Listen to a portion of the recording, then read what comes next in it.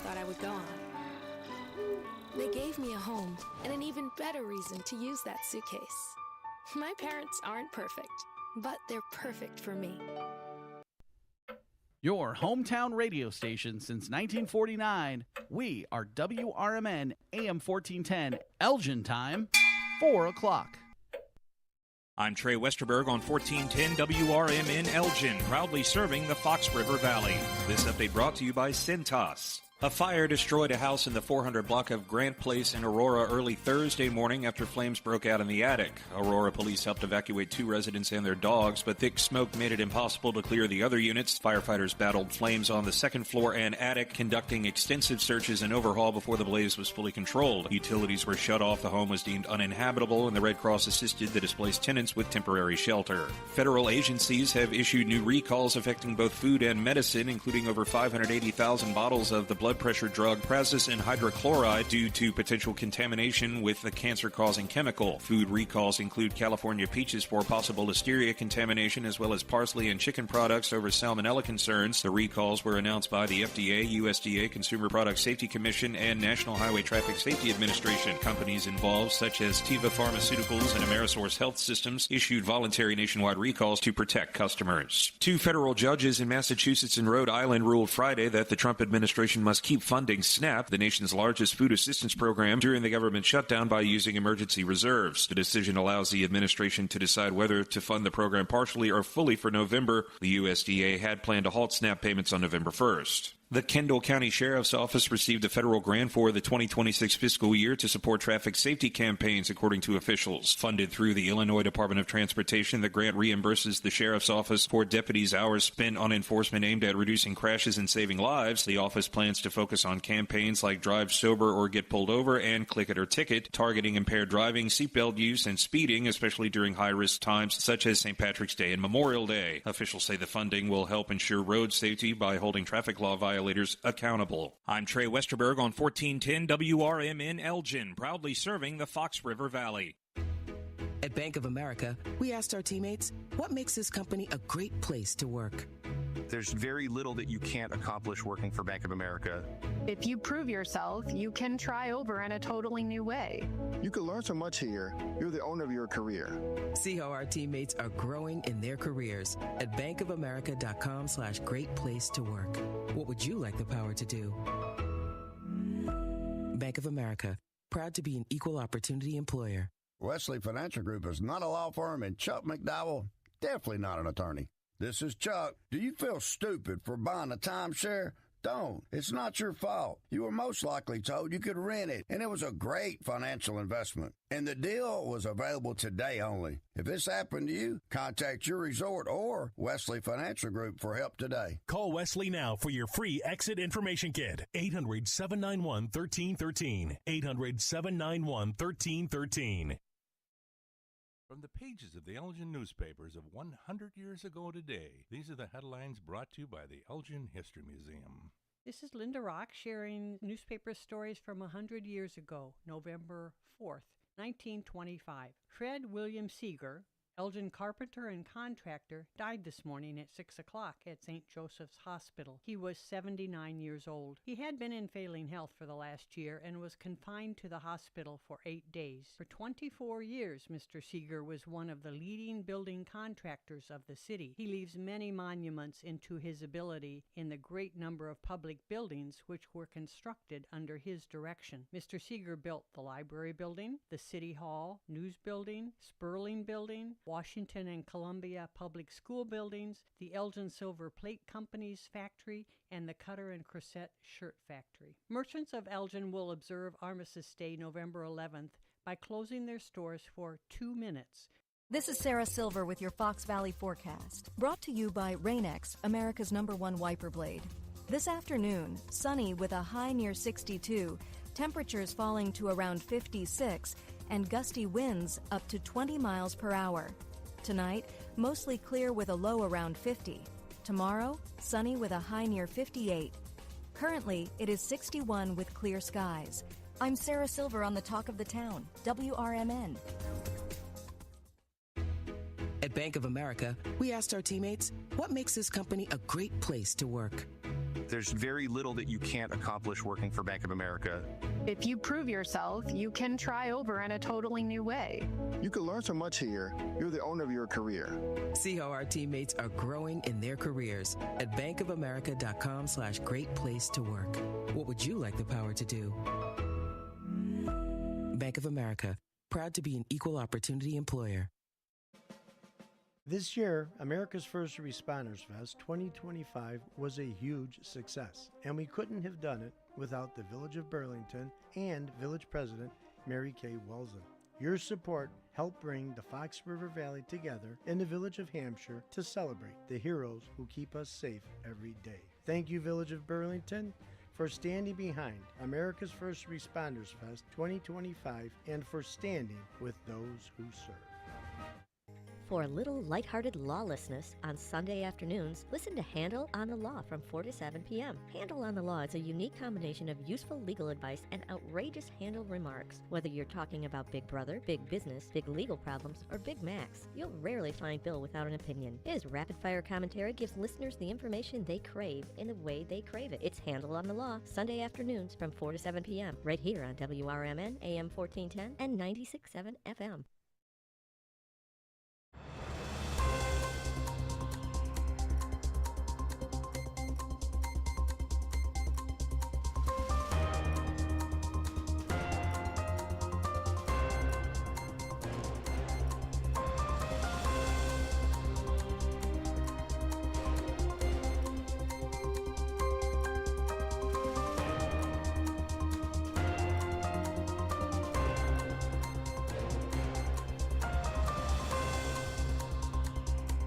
Hello, America, and good day to our friends around the world. This is a political talk show here on WRMN. That's WRMN 1410 on that AM dial and WRMN1410.com for those of you that are on the internet. Well, if you're already on the internet, head on over to a great website that I use pretty much daily.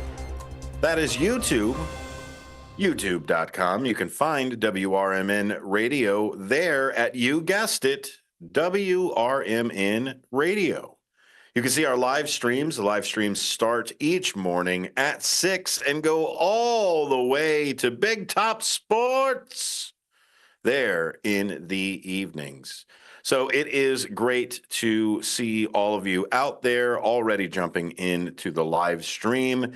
And those of you that are listening, driving in your car and want a little break from the normal political pundency that's out there.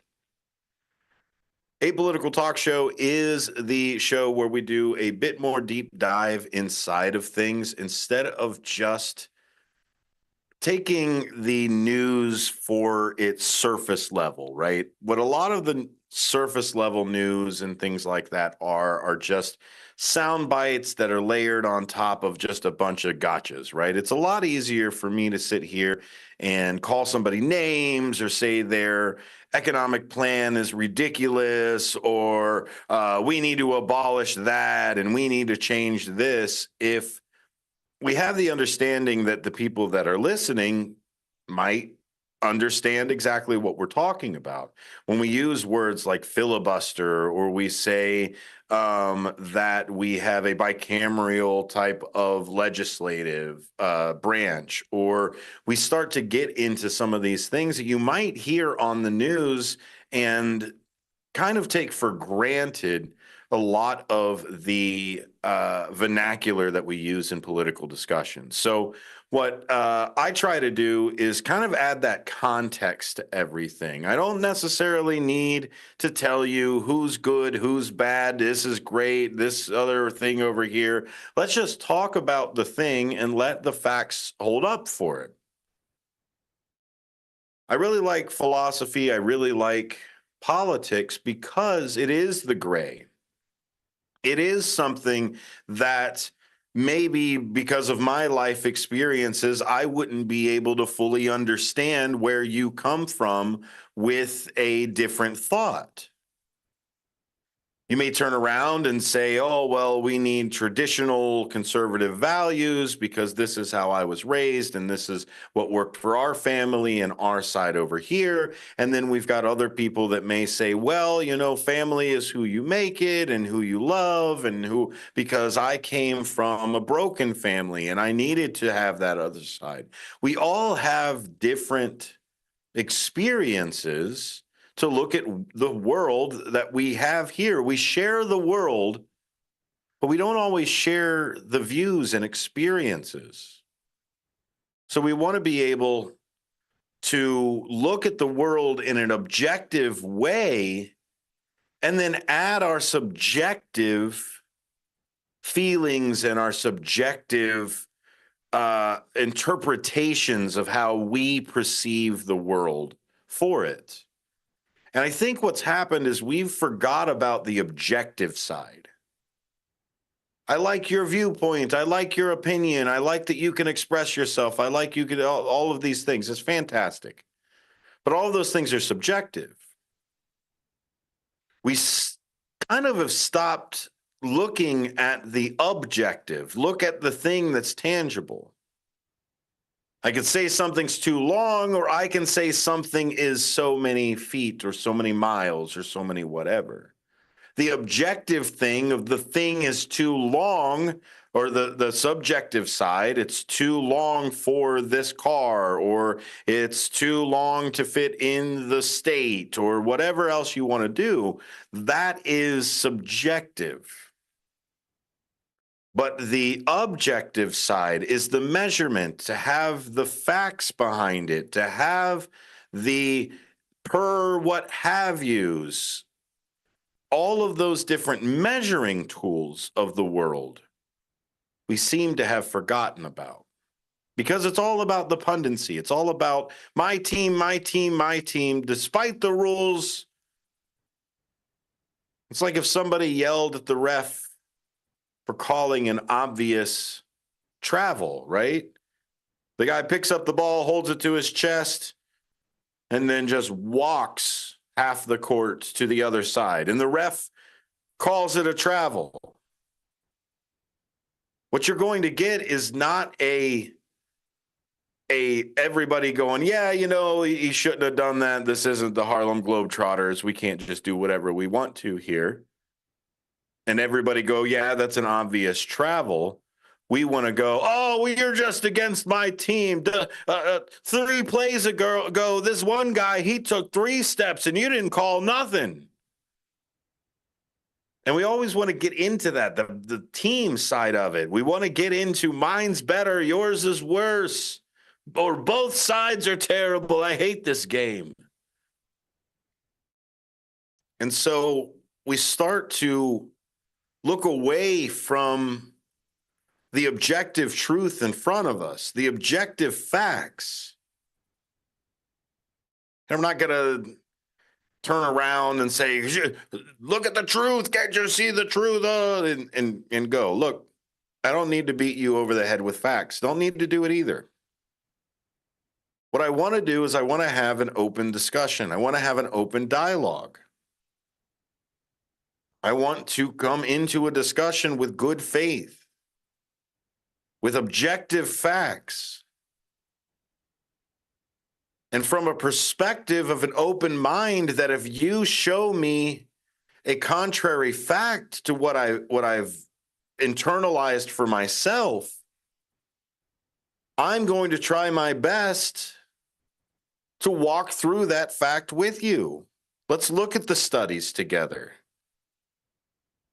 Let's experience something together so that way we can sit here and look at a square and say it's a square. Or look at the measurements and the factual outcomes of things.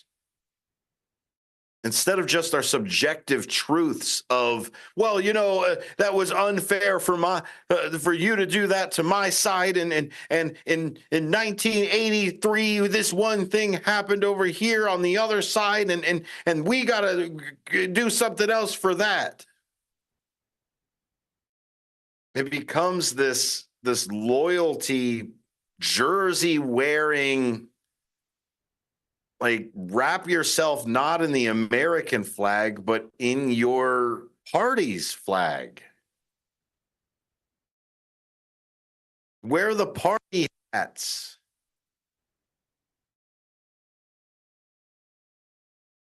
And so what I want to do, especially with this show, and more so as the show gets a little bit larger and we start diving into a bit more things, I want you to be able to trust this show to have those things for you, to have that good faith, open discussion. Lots of different ways that you can find it, lots of different ways that you can put it together. And so you can jump in on the text line, 505-926-1410, 505-926-1410. Or you can jump into the YouTube chat. We're getting some people jumping over there. I appreciate you all being there. I'll check them on the break. But jump into the discussion. I'll be live in studio on Friday today, or Friday for the show. And so I'm not live today in studio. I'm over at the Illinois Media School. But on Friday, I'll be in, and we're going to open it up. Free Speech Friday. The government's been shut down for quite a while. How has it been affecting you? What has been affecting you? Let's open it up. And we'll do that on Friday. So today I've got a few different topics. I like to jump into topics that are poignant to the things that are around us and kind of what everybody's talking about in general. So I've got a few different things. We're going to check in on the elections that are happening in the other states. Maybe we'll even run down some of the races here in Kane County or so. We'll check in for the governors, the big city mayors, and different things like that. California Prop 50 is another big measure for today that a lot of people are putting there. Texas has 17 constitutional amendments and special elections and a few other things that are happening. So we'll run down that list just to keep us abreast of what's happening. But two big issues that I want to talk about. We'll do one in this hour and we'll do another in the other. First off is the filibuster. Everybody talks about the filibuster. They use the filibuster. What is the filibuster? Is the filibuster even in the Constitution? What is the filibuster? Or is it just a thing that we call a whole bunch of other mechanics within the parliamentary procedure? I believe it is, let me see if I can find our word of the day, and that would be contort, I believe, essentially to stop debate. Used to be called the guillotine as well. So we'll talk about that when we go through. The other side of it is, for some reason, we're talking about nuclear weapons testing. I thought that was gone when I was a kid. I thought we stopped doing that. I'll explain what is the reality and who's doing what versus what I believe the president might think is happening. We'll see. I'm not entirely sure. We're still working through the 60 Minutes interview for some of the things that are over here. If we've got time, maybe tomorrow we'll talk about Venezuela or some of the other international things that are happening. But today we've got filibuster and we've got American nuclear testing. And so we'll talk about global and historical weapons testing of nukes. And we will also look at the nuclear option of abolishing the filibuster. Stick around. We've got more Apolitical Talk Show coming up right after this.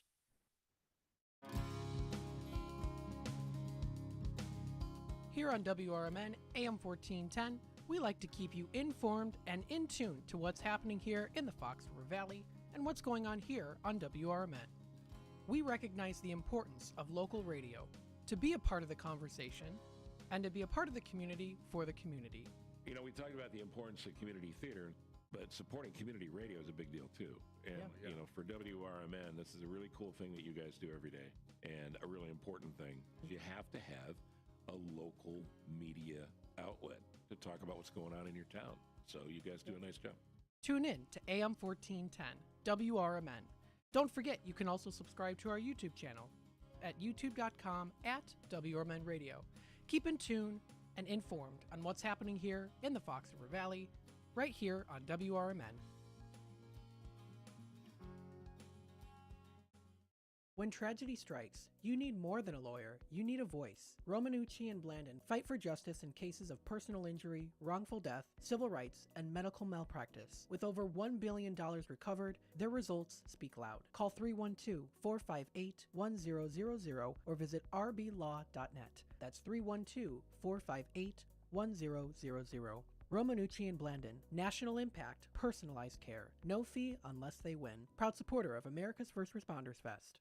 Listen this Sunday afternoon to Handle on the Law. I know we're at an at-will date, but for making a comment, like, hey, your hair looks good. And then I got a call from HR saying, hey, you know what, you're under investigation. Do I have any recourse? Were you fired? No, not yet. The problem, Eddie, is they can fire you for any reason they want. They literally can wake up in the morning and say, you know what, I'm a little bored this morning. I'll tell you what I'm going to do. I'm going to fire Eddie for no reason. Yep, he can do that. That's California. Yep, welcome. It's Handle on the Law this Sunday afternoon from 4 to 7 right here on WRMN.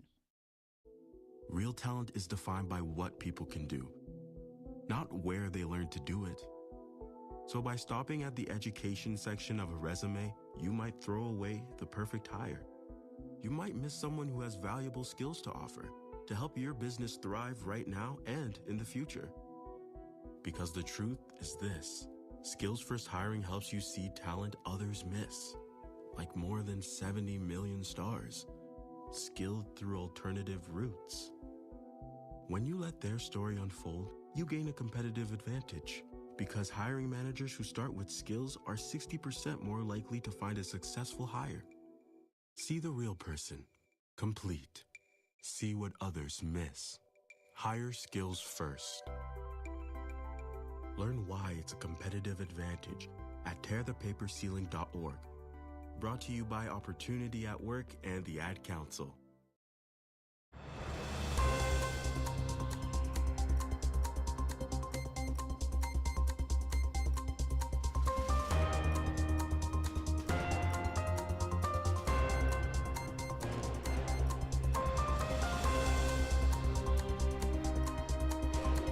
Welcome back to a political talk show here on WRMN.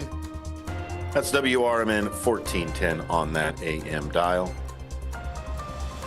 WRMN1410.com.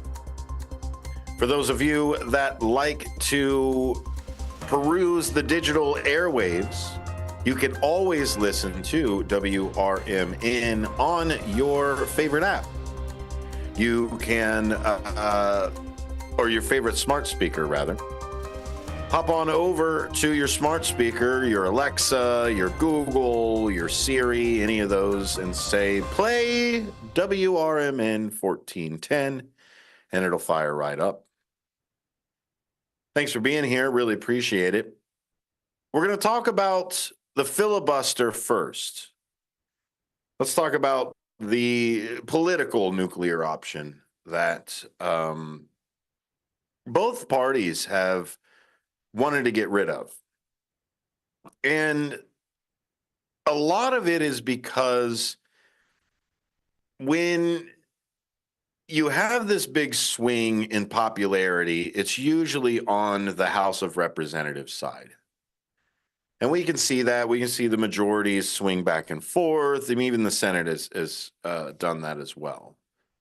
But the way that our republic is set up is the House of Representatives is supposed to be that more volatile house. It's the one that has representation based off of population. And it is also every 2 years.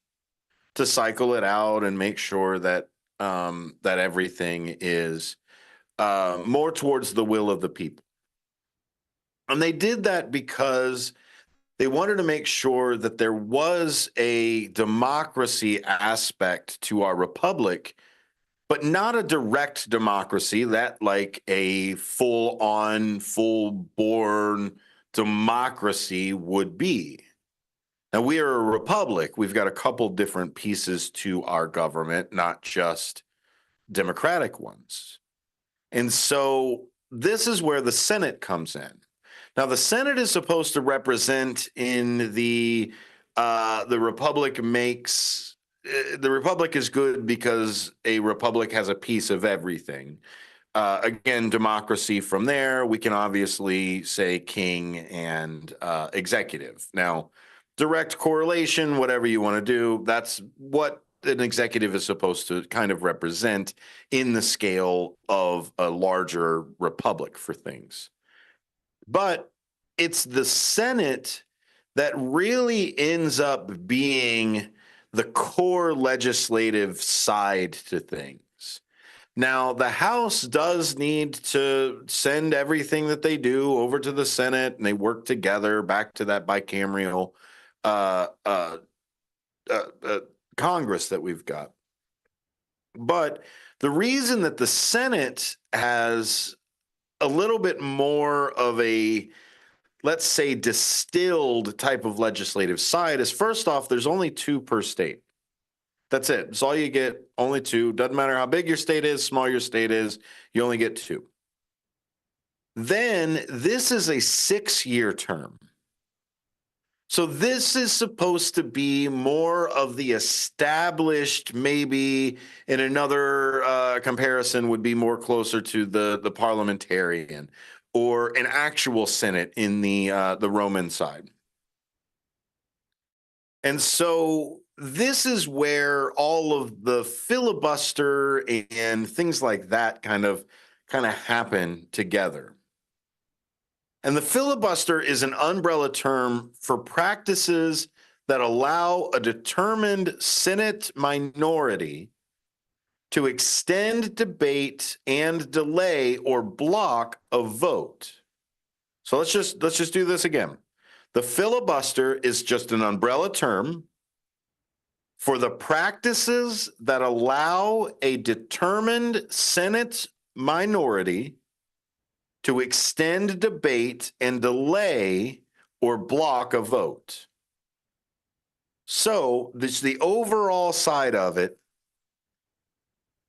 A filibuster is we are going to extend this debate on this topic forever.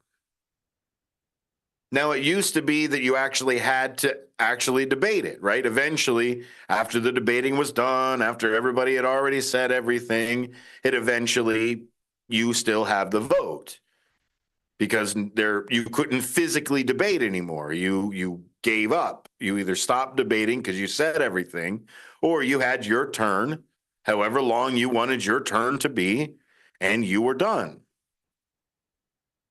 And it has evolved from the 19th century procedural quirk of just, well, you know what? You can't vote on a thing that I'm still talking about. That was the procedural quirk, is I can't vote for a thing that we are still debating.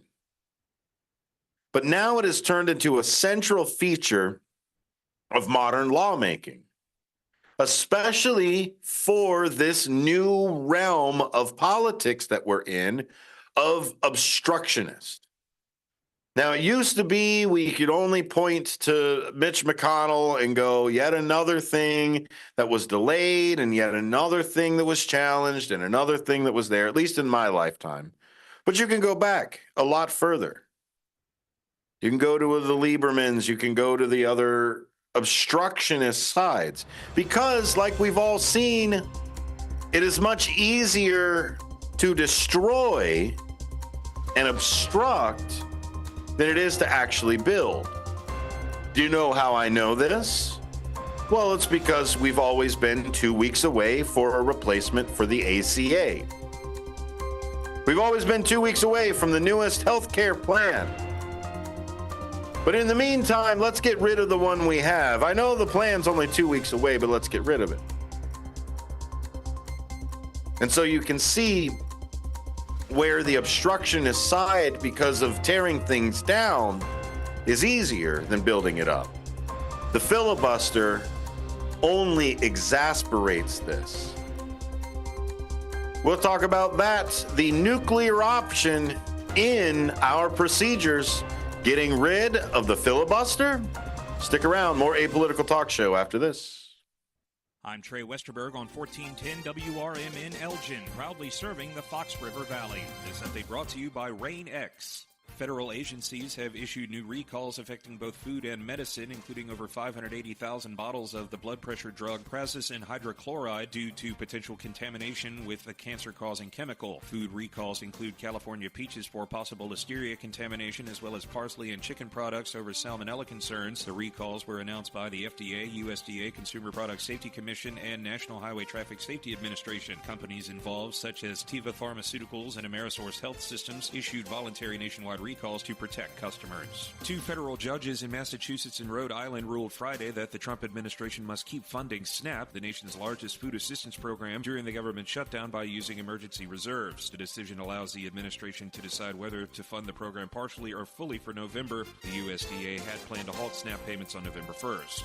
The Kendall County Sheriff's Office received a federal grant for the 2026 fiscal year to support traffic safety campaigns, according to officials. Funded through the Illinois Department of Transportation, the grant reimburses the Sheriff's Office for deputies' hours spent on enforcement aimed at reducing crashes and saving lives. The office plans to focus on campaigns like Drive Sober or Get Pulled Over and Click It or Ticket, targeting impaired driving, seatbelt use, and speeding, especially during high-risk times such as St. Patrick's Day and Memorial Day. Officials say the funding will help ensure road safety by holding traffic law violators accountable. A fire destroyed a house in the 400 block of Grant Place in Aurora early Thursday morning after flames broke out in the attic. Aurora police helped evacuate 2 residents and their dogs, but thick smoke made it impossible to clear the other units. Firefighters battled flames on the second floor and attic, conducting extensive searches and overhaul before the blaze was fully controlled. Utilities were shut off, the home was deemed uninhabitable, and the Red Cross assisted the displaced tenants with temporary shelter. I'm Trey Westerberg on 1410 WRMN Elgin, proudly serving the Fox River Valley.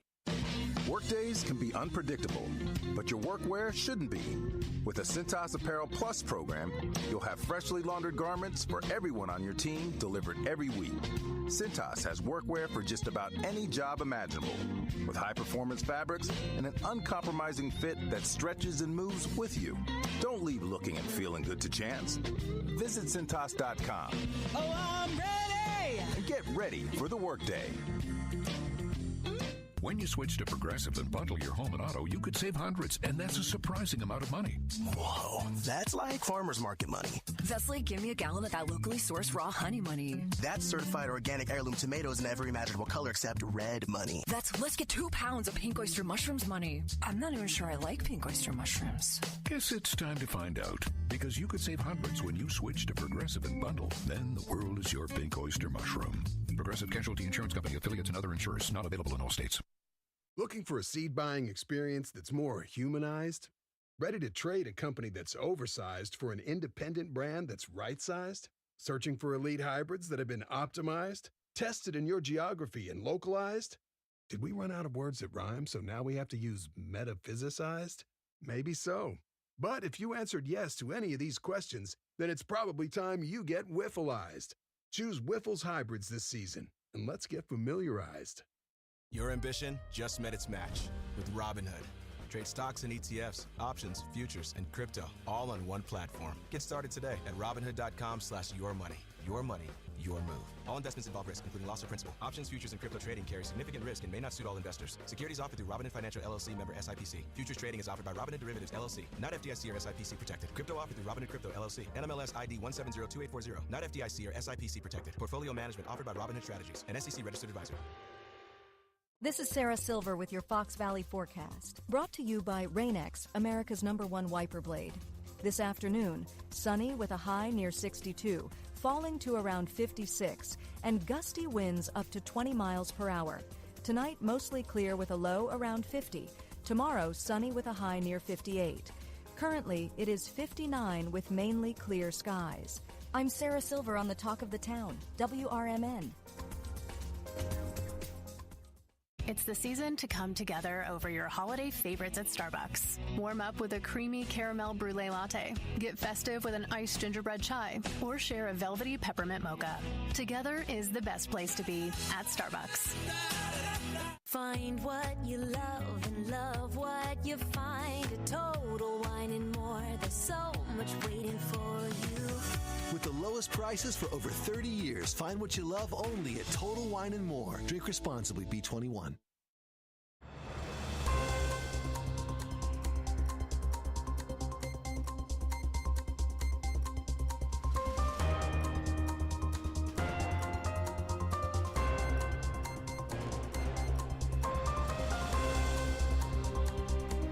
Welcome back to A Political Talk Show here on WRMN. That's WRMN 1410 on that AM dial. And again, WRMN1410.com. Thanks for being here. Appreciate it. We're talking all about the filibuster.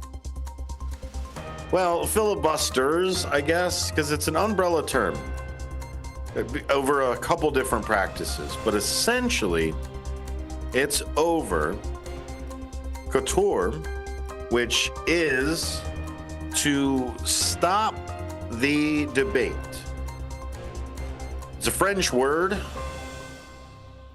couture, and I guess it's nicer than saying guillotine, which is again to cut off, but it comes with a little bit of connotation that I would sure leaders do not want to use on a regular basis.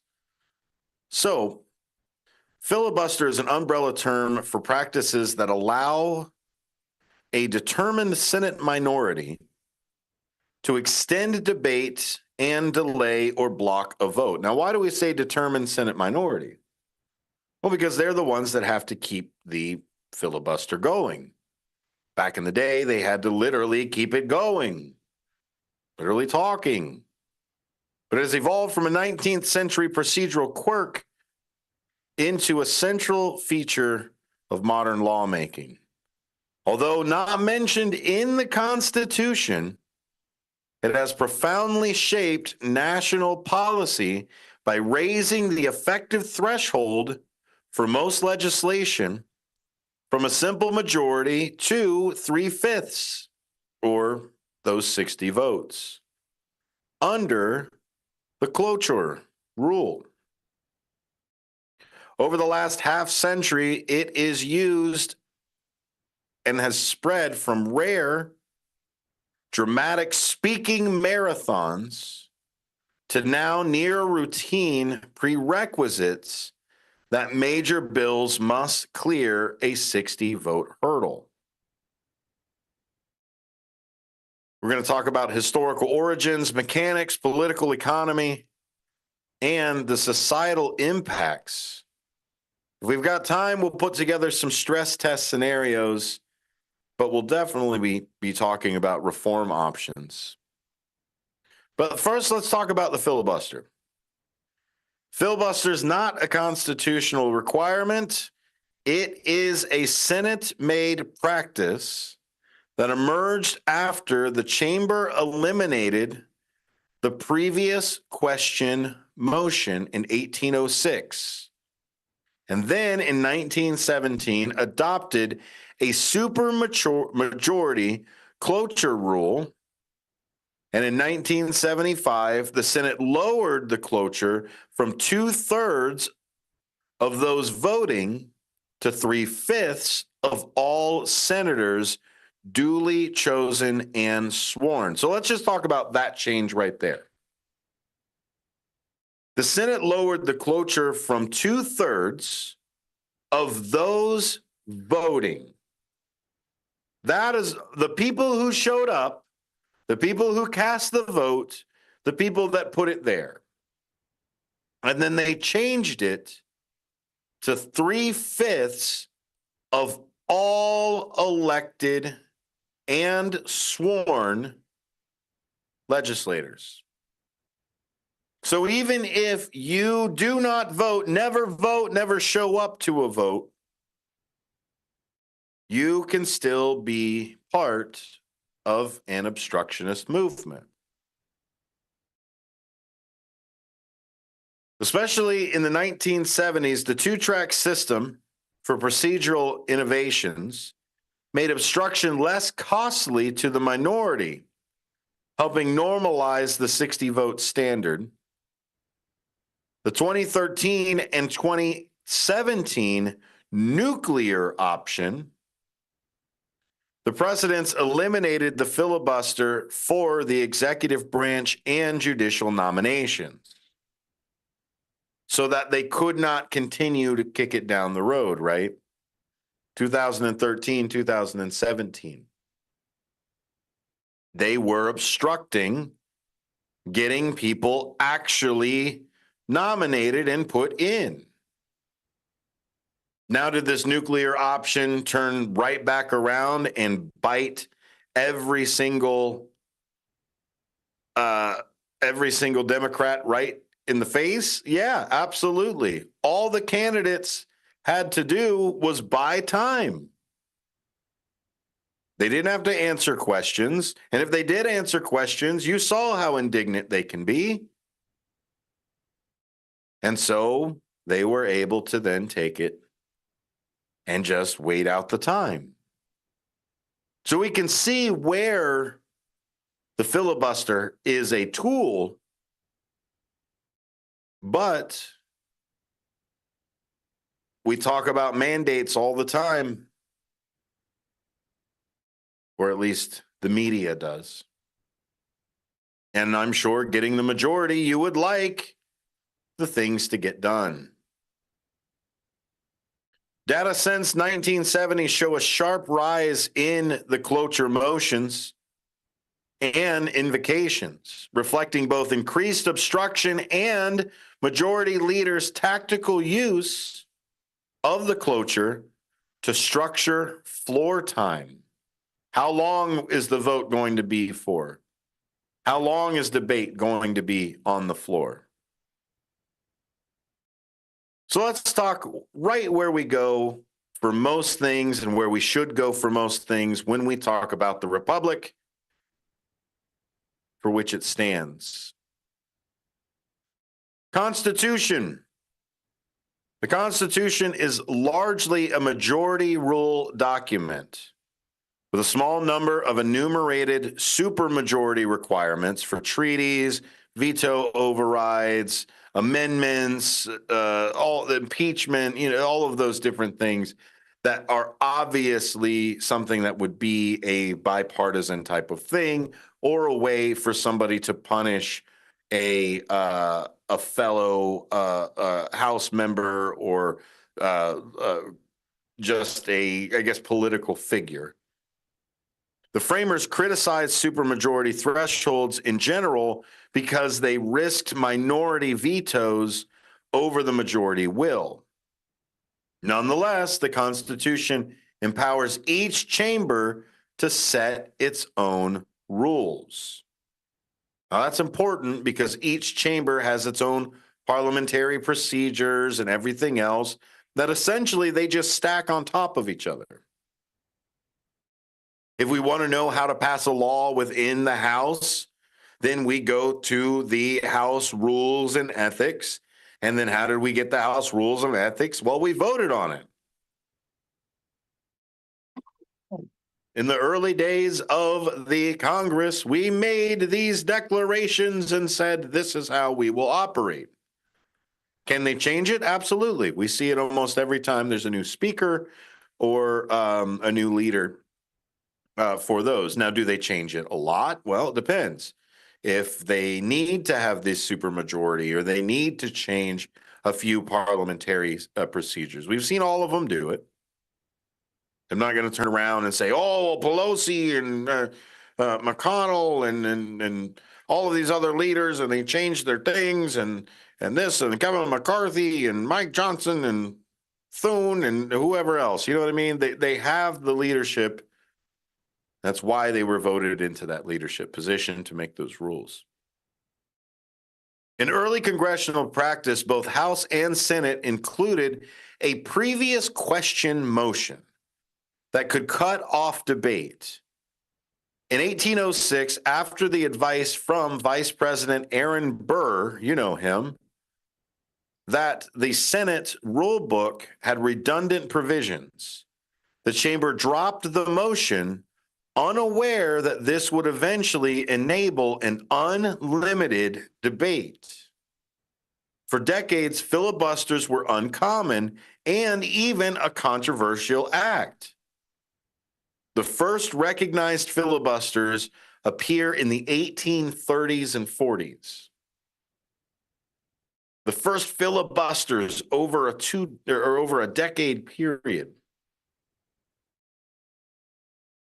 Now, the modern cloture rule and the amendments in 1917, Rule 22's adoption during World War I, after a filibuster against arming merchant ships, President Woodrow Wilson pushed the Senate to create a mechanism to end debate. The result was Rule 22, allowing cloture by 2/3 vote of the present and voting. Everybody who was there could turn around and say, look, we're done with this. We're done speaking. 2/3 of us have said we're done listening to this because they were physically there.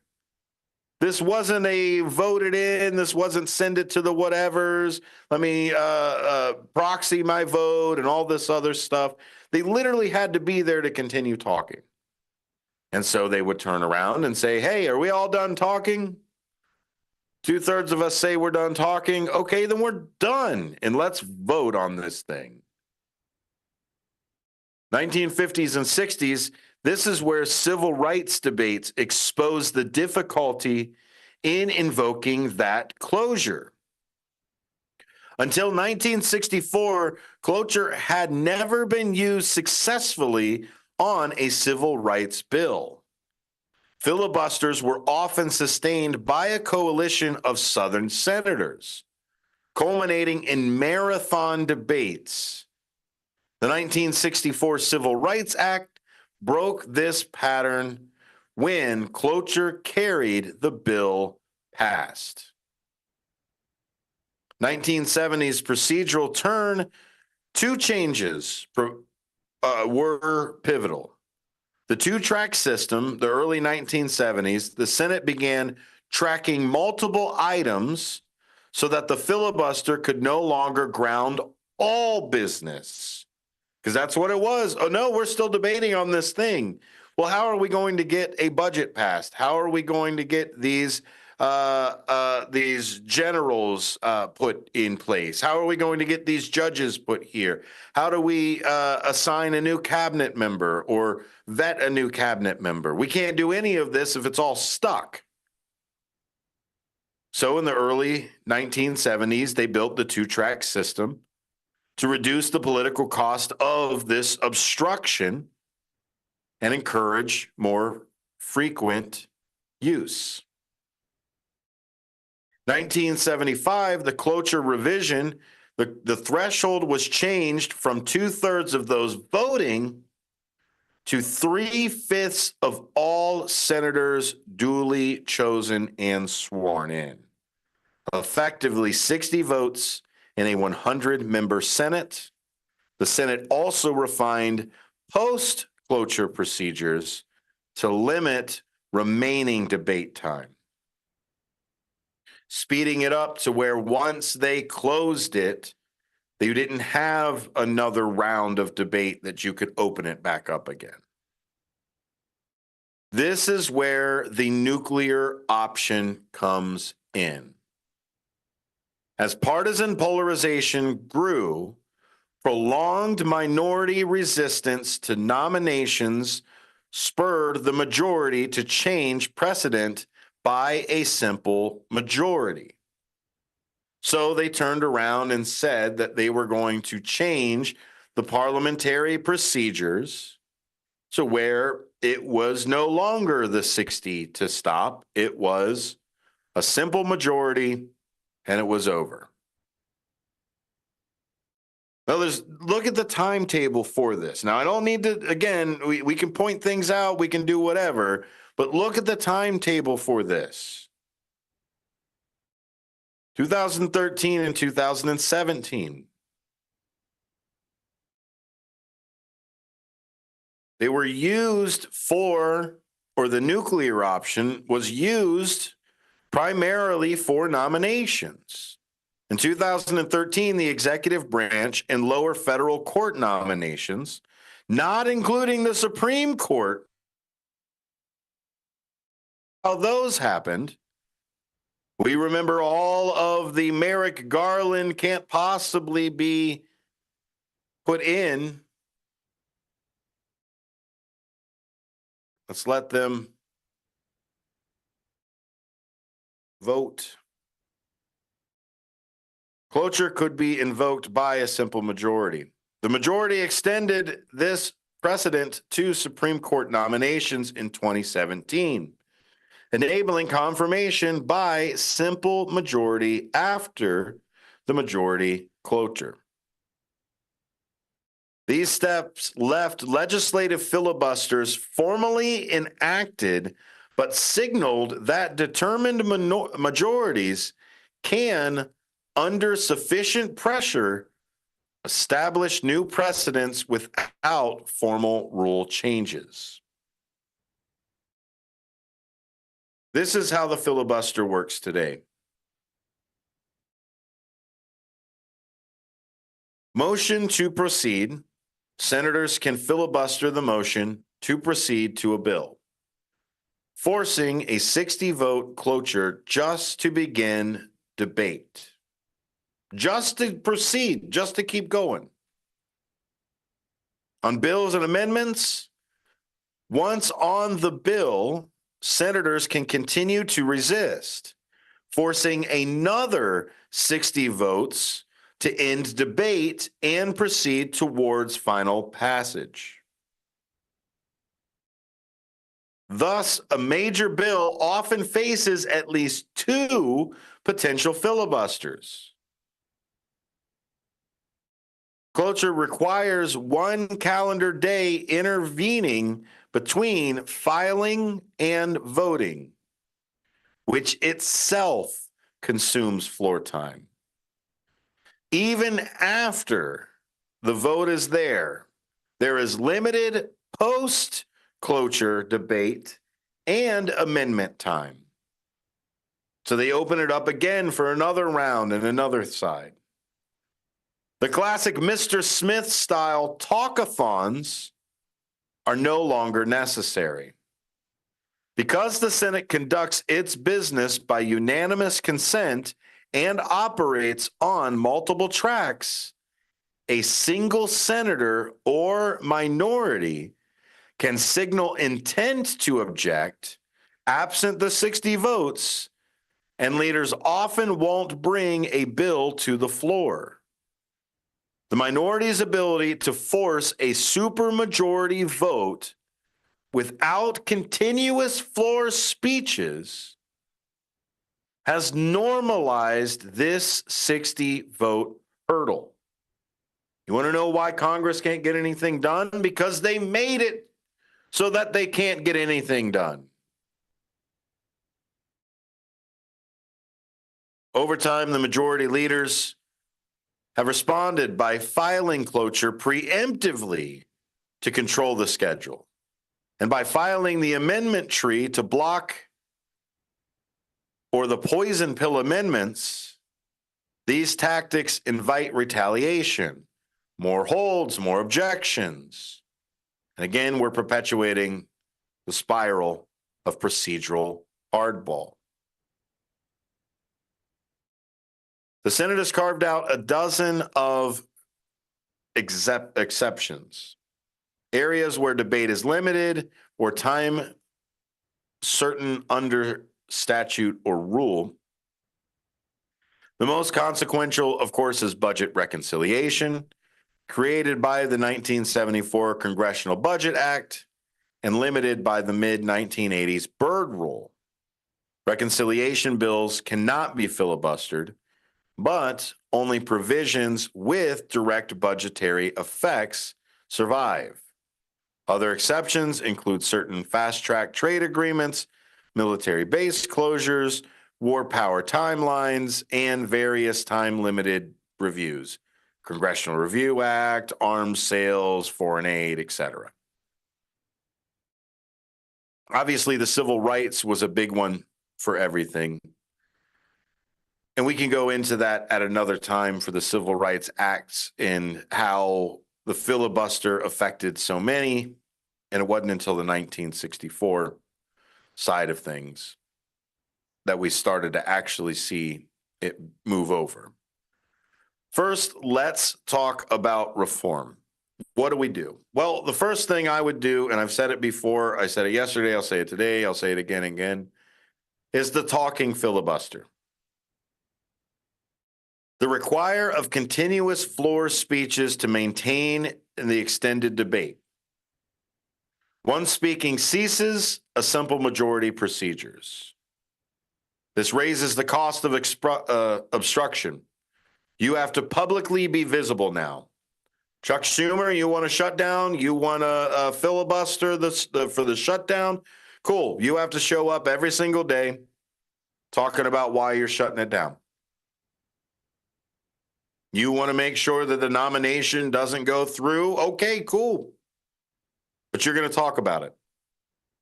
You're going to be on a 24-hour C-SPAN making sure that your filibuster continues. This is the problem. The two-track system reduces the leverage unless it's paired with rules that keep the Senate on the contested bill. The exhaustion tactics work, but only if we actually have the exhaustion side of it. If we can move on to a different thing and just shut it down anyway, it puts that perpetual one in there.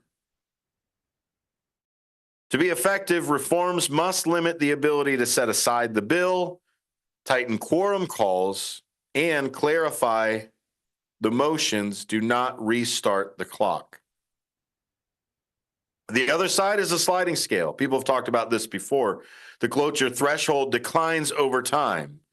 So 60 for week 1, 57 on week 2, 54 on week 3, and then essentially a simple majority after that. That preserves the minority leverage to at least be heard and amend things. But the cons are it incentivizes delay to secure better terms, complex calendar management, and again, the potential gaming of the pro forma sessions. Specific issue carve-outs, yeah, we could do that too. We could turn around and create supermajority exceptions for defined policy, voting rights, debt limit, disaster relief, and just extend the extensions. But what do you target? And now you've got precedent creep of why should you even do it for anything?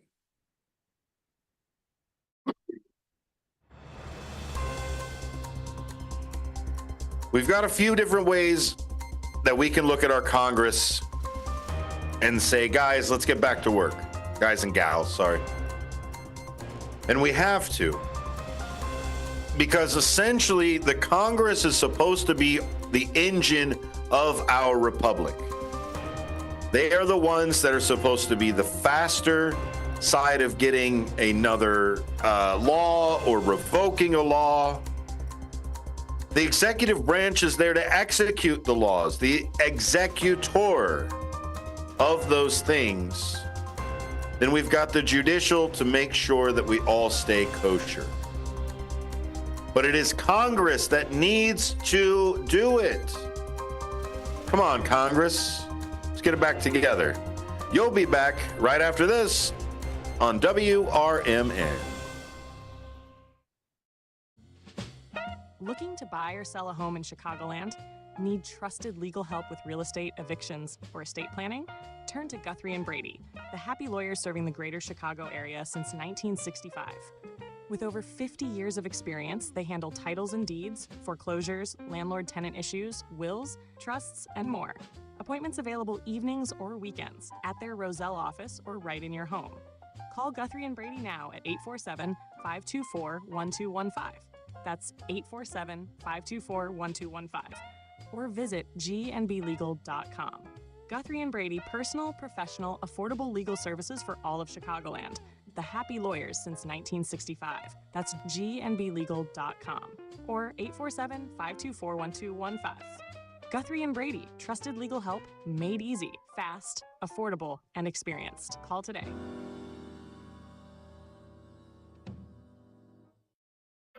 Your hometown radio station since 1949. We are WRMN AM 1410, Elgin time, 5 o'clock.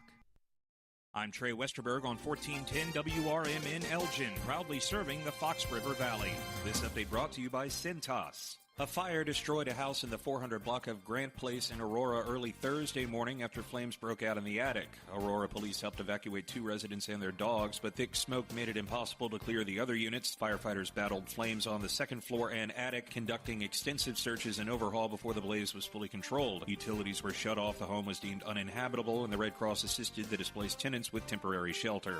Federal agencies have issued new recalls affecting both food and medicine, including over 580,000 bottles of the blood pressure drug prazosin hydrochloride due to potential contamination with the cancer-causing chemical. Food recalls include California peaches for possible listeria contamination, as well as parsley and chicken products over salmonella concerns. The recalls were announced by the FDA, USDA, Consumer Product Safety Commission, and National Highway Traffic Safety Administration. Companies involved, such as Teva Pharmaceuticals and Amerisource Health Systems, issued voluntary nationwide recalls to protect customers. 2 federal judges in Massachusetts and Rhode Island ruled Friday that the Trump administration must keep funding SNAP, the nation's largest food assistance program, during the government shutdown by using emergency reserves. The decision allows the administration to decide whether to fund the program partially or fully for November. The USDA had planned to halt SNAP payments on November 1st. The Kendall County Sheriff's Office received a federal grant for the 2026 fiscal year to support traffic safety campaigns, according to officials. Funded through the Illinois Department of Transportation, the grant reimburses the Sheriff's Office for deputies' hours spent on enforcement aimed at reducing crashes and saving lives. The office plans to focus on campaigns like Drive Sober or Get Pulled Over and Click It or Ticket, targeting impaired driving, seatbelt use, and speeding, especially during high-risk times such as St. Patrick's Day and Memorial Day. Officials say the funding will help ensure road safety by holding traffic law violators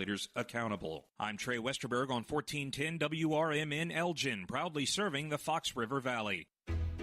At Bank of America, we asked our teammates, what makes this company a great place to work? There's very little that you can't accomplish working for Bank of America. If you prove yourself, you can try over in a totally new way. You can learn so much here. You're the owner of your career. See how our teammates are growing in their careers at bankofamerica.com/great place to work. What would you like the power to do? Bank of America, proud to be an equal opportunity employer. Wesley Financial Group is not a law firm, and Chuck McDowell, definitely not an attorney. This is Chuck. Do you feel stupid for buying a timeshare? Don't. It's not your fault. You were most likely told you could rent it, and it was a great financial investment. And the deal was available today only. If this happened to you, contact your resort or Wesley Financial Group for help today. Call Wesley now for your free exit information kit. 800-791-1313. 800-791-1313. From the pages of the Elgin newspapers of 100 years ago today, these are the headlines brought to you by the Elgin History Museum. This is Linda Rock sharing newspaper stories from 100 years ago, November 4th, 1925. Fred William Seeger, Elgin carpenter and contractor, died this morning at 6 o'clock at St. Joseph's Hospital. He was 79 years old. He had been in failing health for the last year and was confined to the hospital for 8 days. For 24 years, Mr. Seeger was one of the leading building contractors of the city. He leaves many monuments into his ability in the great number of public buildings which were constructed under his direction. Mr. Seeger built the library building, the city hall, news building, Sperling building, Washington and Columbia Public School buildings, the Elgin Silver Plate Company's factory, and the Cutter and Cressette Shirt Factory. Merchants of Elgin will observe Armistice Day November 11th by closing their stores for 2 minutes. This is Sarah Silver with your Fox Valley forecast, brought to you by Rain-X, America's #1 wiper blade. This afternoon, sunny with a high near 62. falling to around 56, and gusty winds up to 20 miles per hour. Tonight, mostly clear with a low around 50. Tomorrow, sunny with a high near 58. Currently, it is 59 with mainly clear skies. I'm Sarah Silver on the Talk of the Town, WRMN. It's the season to come together over your holiday favorites at Starbucks. Warm up with a creamy caramel brulee latte. Get festive with an iced gingerbread chai, or share a velvety peppermint mocha. Together is the best place to be at Starbucks. Find what you love and love what you find. A Total Wine and More. There's so much waiting for you. With the lowest prices for over 30 years, find what you love only at Total Wine and More. Drink responsibly. B21. Businesses come in all shapes and sizes. Integrity doesn't. For more than a century, the Better Business Bureau has set the standards for how businesses should operate honestly and ethically. So when you're looking for a business you can trust, check to see who's BBB accredited and who isn't. Always choose the Better Business. Look for the BBB seal because it's looking out for you. That's why it's the sign of a better business. And find a better business anytime at bbb.org. When I never graduated from high school, I realized I wanted to go back to school because I didn't want to work these back-breaking jobs the rest of my life. With the help of my father and having my son, that was all the motivation that I needed to come back to school. I felt accomplished, made me feel that I could take on whatever challenges life throws at you. Find free adult education classes near you at finishyourdiploma.org.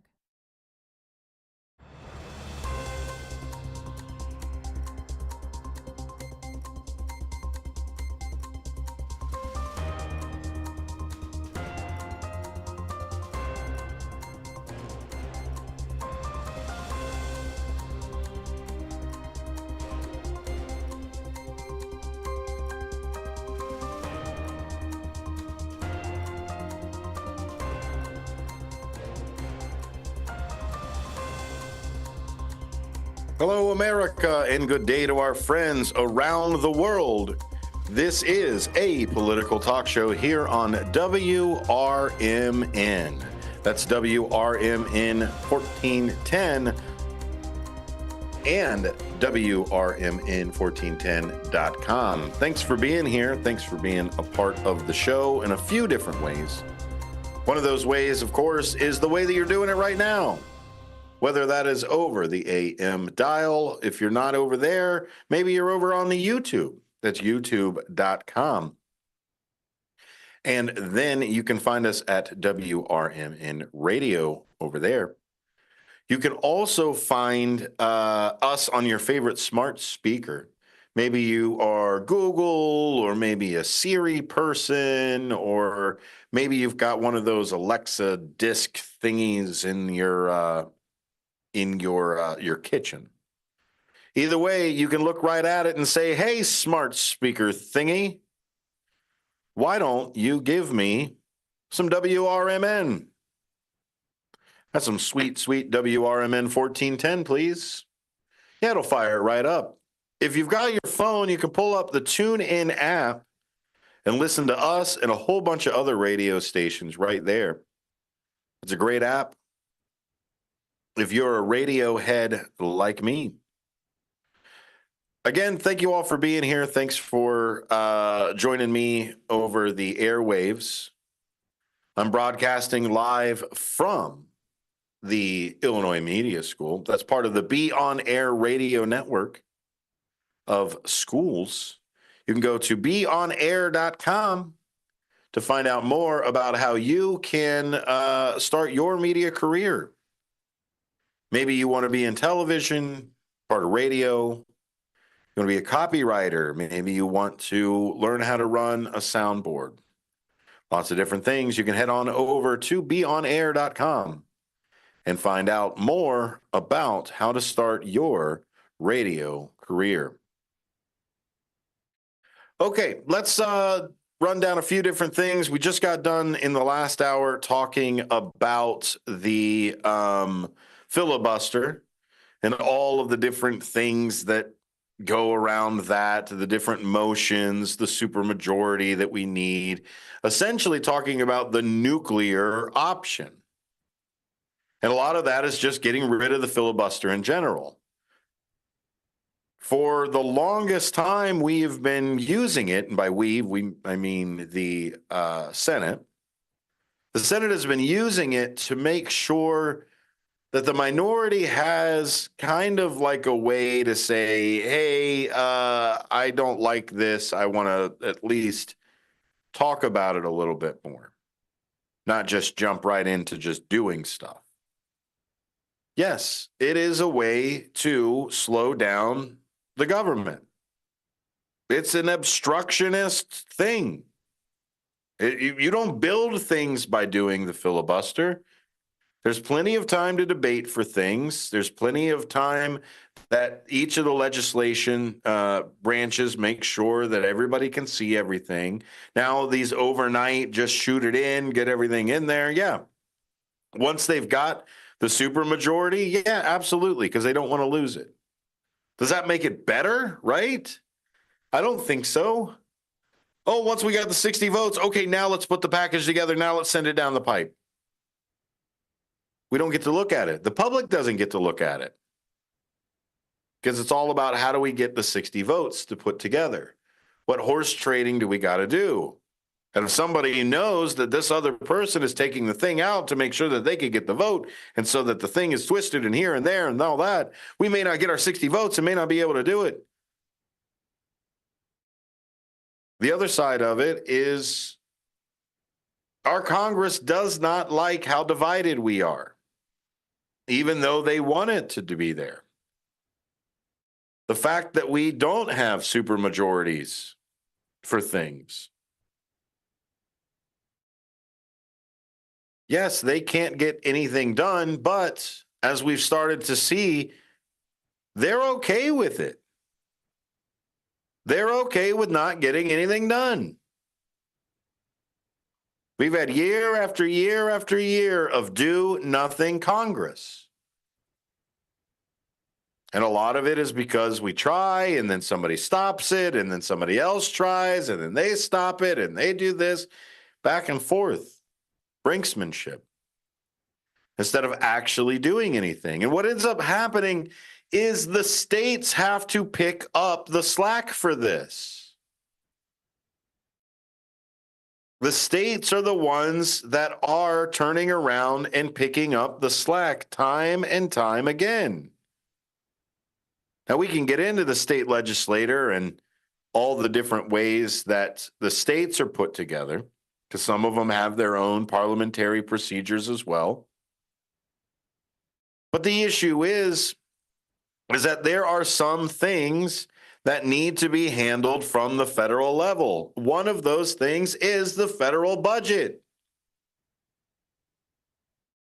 The states cannot vote on the federal budget. No matter the amount of statism or federalism or any of the separations, 10th Amendment or 4th article, nowhere does it give states the right to say what the federal government budget is going to be. So do it, federal government. And this is what we keep getting into. Let's look at it this way. Dispute over policy riders or offset in a full year appropriations, and then the minority blocks the closure on an omnibus. This is the prolonged government shutdown, right? The appropriation stalemate. Where are we going to put the money? The immediate effects of this filibuster. Federal employee furloughs, delayed procurement, suspended grants, localized economic shocks, federal dependent regions, bases, labs, parks, right? Then we get into the spillovers in weeks 5 and 8, contractor layoffs, project demobilization, state backfills for critical services, delayed permits impacting private sector investment, air traffic, transportation bottlenecks. You had enough yet? But the narrow bipartisan deal on top line numbers and clean bill or majority explores reconciliation if policy is budget. Often not for full appropriations or leadership tests, narrowly tailored rules adjustments for time certain debates, for CRs, etc. So let's say another scenario comes out. A debt limit brinksmanship under a divided government. We've seen this one before. The minority blocks the cloture on a clean debt limit increase. Market price default risk. The immediate effects, Treasury extraordinarily measures, rising yields, dollar volatility, agency contingency planning. And the spillovers, state and local borrowing costs rise. Federal contractors demand accelerated payments. And pension funds shift asset mixes, moving it around. An international contagion via the dollar funding markets. How do we get out of that scenario? Well, one-time reconciliation vehicle limited to debt, statutory workaround, or a political trade by bundling fiscal targets of different things. And you can see where, yes, the filibuster does, I guess, start and have a catalyst of how do we negotiate. But you're negotiating out of well, I'm just going to sit here and do nothing if nobody is going to listen to me. That doesn't seem like a very healthy negotiating posture. And so we run into things like this where this division is constantly at the point where they get paid for the divisiveness. They get to go on TV, they get to have their podcasts and do everything else. They still get their salary, they still get their health insurance. But the people that work for them don't. So who really works for who? And I get it. I absolutely get it. There's a lot of people, they turn around, they're like, oh, well, you got to pay them enough so that they don't get bribed. Okay. But isn't bribery illegal? Should it be less of a monetary incentive to not be bribed and more of a we'll throw you in prison? I think that's a little bit better motivation if it was actually a motivation. But as we can see, as long as you cheer for the guy in charge, you'll get your pardon. I don't need to rehash all of that. You can listen to yesterday's show. Whether you have business interests, whether you're a family member, or maybe you're a guy on a spreadsheet that the party or the staffers or somebody told you needed to be pardoned. And so we get to this brinksmanship, we get to this back and forth, and what I hope on this election night for other places, not for here, Illinois' got a little bit to go, but in Virginia, New Jersey, New York, and California, Colorado, all of these different election and propositions that are out there, just remember where you are and where you've been. A lot of times we look at it and we get so overwhelmed with the decisions. And we default to the party. We default to our color. We say blue no matter who. We say right is right. And we lose kind of our own thoughts in it because we didn't spend time actually thinking. We can't turn around and we can't think about our thoughtful decision. We didn't actually think about it. And is this going to be a litmus test? Okay, sure. But what I hope it is not a red versus blue litmus test of the direction and who's going to be the party majority. I hope we don't get to that litmus test. I hope we don't necessarily go that way. I want you to look at it more as an incumbency. I want you to look at it more and say, did they vote for somebody who will actually work to get this fixed? Somebody who will actually compromise, somebody who will actually work instead of just divide.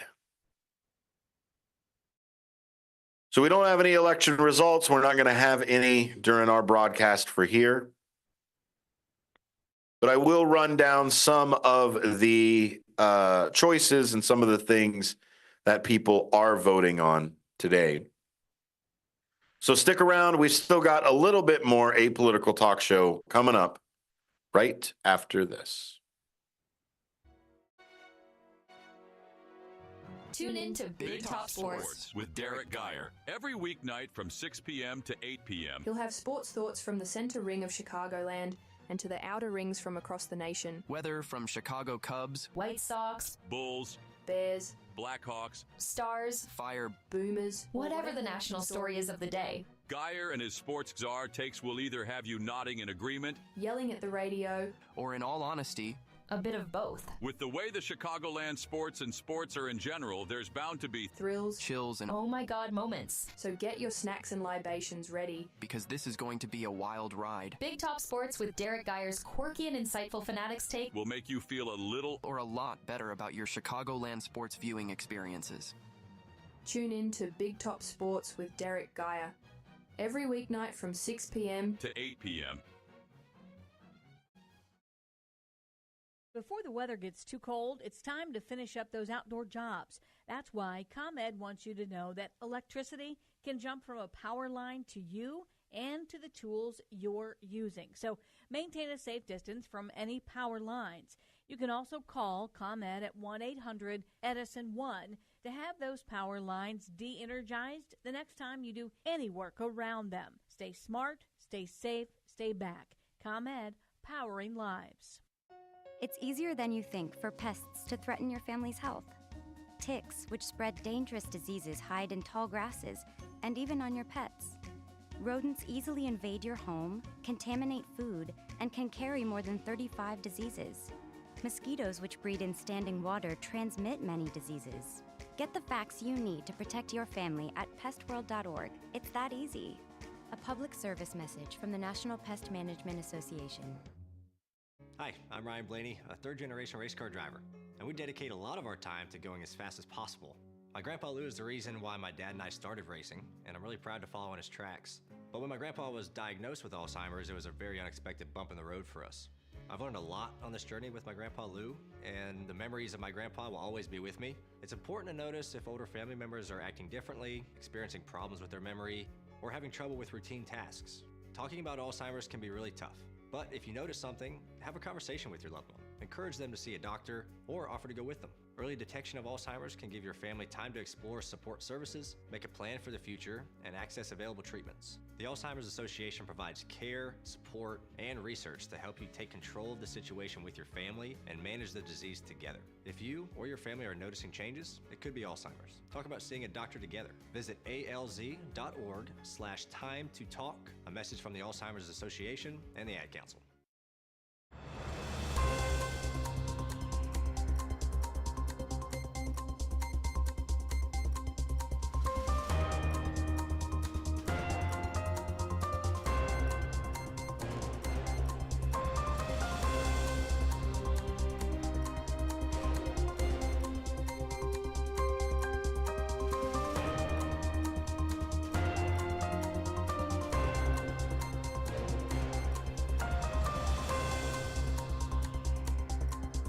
Welcome back to a political talk show here on WRMN.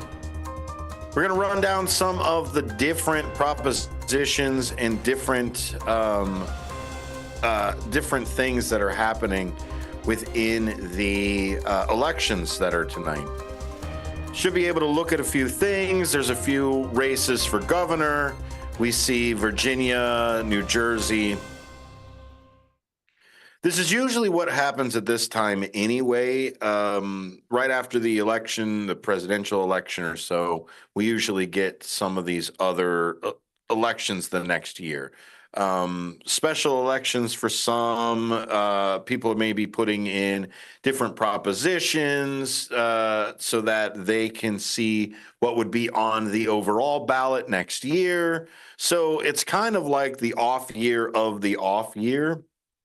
And so some of it, a lot of people take it as a test of the first year of maybe a presidential administration. This is the quick knee-jerk reaction. This is the biggest national side to kind of look at to see where maybe sentiment has changed, especially looking at some states and going, okay, what did they vote for literally a year ago versus what are they voting for right now? And maybe it's changing the different down ballots or different things that are there. So the first one that I want to do is I want to go over the governor race, and I want to go over the governor race of Virginia. Now, it is guaranteed that Virginia is going to elect their very first woman governor. That's fantastic. It's either going to be Spanberger or Earl Sears. Now, Abigail Spanberger is a Democrat, former CIA officer, U.S. representative, versus Winsome Earl Sears, who's the Republican, and they are the current lieutenant governor. Now, the race has been framed as a referendum on just the national politics under President Trump's second term and Virginia's economy, schools, and even Virginia's abortion policy. Down the ballot, voters will also choose the lieutenant governor and the attorney general, and all 100 House delegate seats are up. This is going to shape control of Richmond's agenda for the next 2 years. So this is where we start to see, okay, how did people vote nationally last year versus how are they voting locally here? Now, we can talk about it all day for the national politics or what have you, but that's usually where Virginia comes in with this stuff, is they usually come in and say, okay, this is how Virginia's voting. This is how they've kind of changed. So now New Jersey governor and the lieutenant governor and also the General Assembly. So the term-limited governor, Phil Murphy's successor, will be chosen in a contest between Sherrill, a Democrat, or Sita Torelli. Control of the General Assembly is also in play, and New Jersey's results are often parsed for early signals about suburban voters and turnout ahead of 2026. Seeing how many people show up for something like this, we can see how maybe the turnout is going to be for 26. Again, this is another in-between years, and we're able to see, again, based off of how the national election happened a year ago, to what has changed. This is usually the first knee-jerk reaction to whatever presidency has been on for that year. When we come back, we'll talk about the big one, and that, of course, is New York City's mayoral side, and we'll talk a little bit of what to expect from that side. Stick around, more Apolitical Talk Show coming up. After me, it's Big Top Sports, where you'll get some fantastic stats all about sports in the Chicagoland area. I'm Trey Westerberg on 1410 WRMN Elgin, proudly serving the Fox River Valley. This update brought to you by Sky Rizzi. The Kendall County Sheriff's Office received a federal grant for the 2026 fiscal year to support traffic safety campaigns, according to officials. Funded through the Illinois Department of Transportation, the grant reimburses the Sheriff's Office for deputies' hours spent on enforcement aimed at reducing crashes and saving lives. The office plans to focus on campaigns like Drive Sober or Get Pulled Over and Click It or Ticket, targeting impaired driving, seatbelt use, and speeding, especially during high-risk times such as St. Patrick's Day and Memorial Day. Officials say the funding will help ensure road safety by holding traffic law violators accountable. A fire destroyed a house in the 400 block of Grant Place in Aurora early Thursday morning after flames broke out in the attic. Aurora police helped evacuate 2 residents and their dogs, but thick smoke made it impossible to clear the other units. Firefighters battled flames on the second floor and attic, conducting extensive searches and overhaul before the blaze was fully controlled. Utilities were shut off, the home was deemed uninhabitable, and the Red Cross assisted the displaced tenants with temporary shelter. Federal agencies have issued new recalls affecting both food and medicine, including over 580,000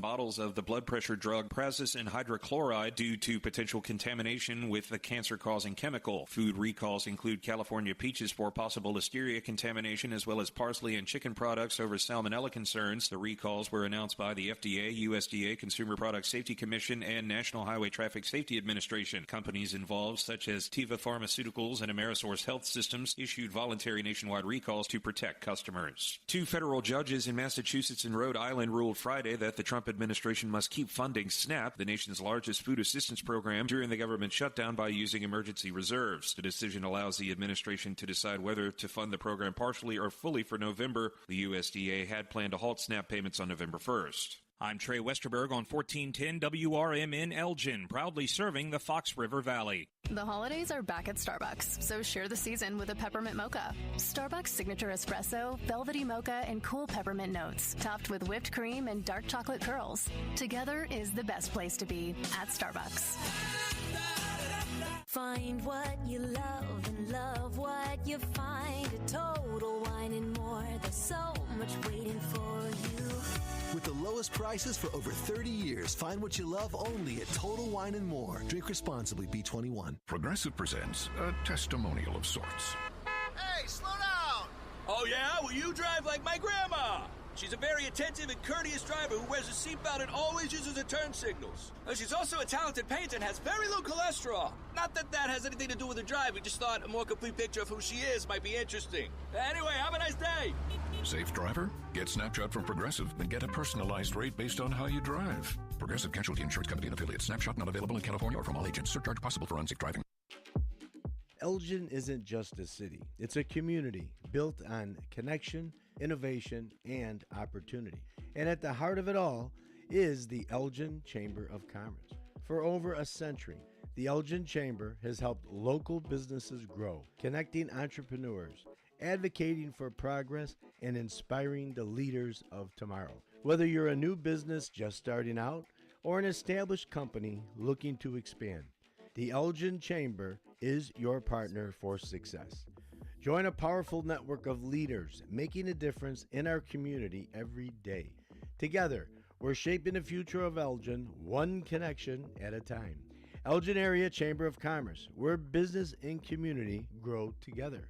Call now, 741-5660 or go to info@elginchamber.com. Contact Carol Gieske.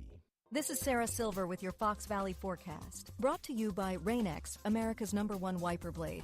Tonight, mostly clear with a low around 50.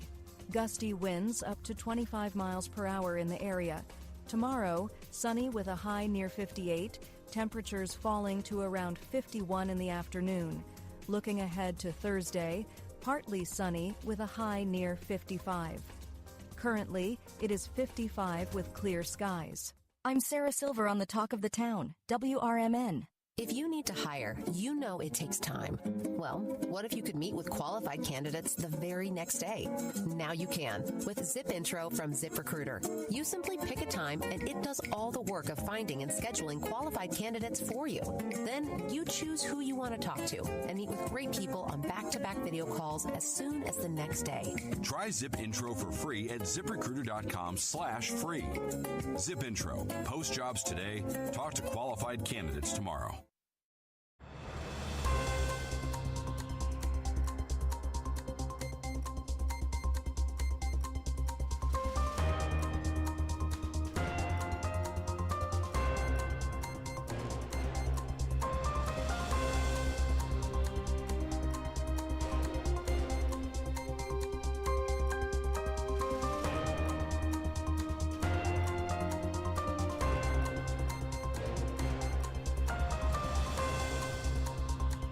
Welcome back to a political talk show here on WRMN. We are going through a little bit of the election stuff that's happening today. Not here in Illinois, but if you were paying attention, you had to get your signatures in and get your petitions in notarized and everything. Yesterday at 5, you had to was all it was. So I hope everybody got their stuff in to participate in the primary. If you are going to be, then you've got plenty of time to still get your stuff in. I don't even think it's open to full yet. I'd have to look on my calendar for it.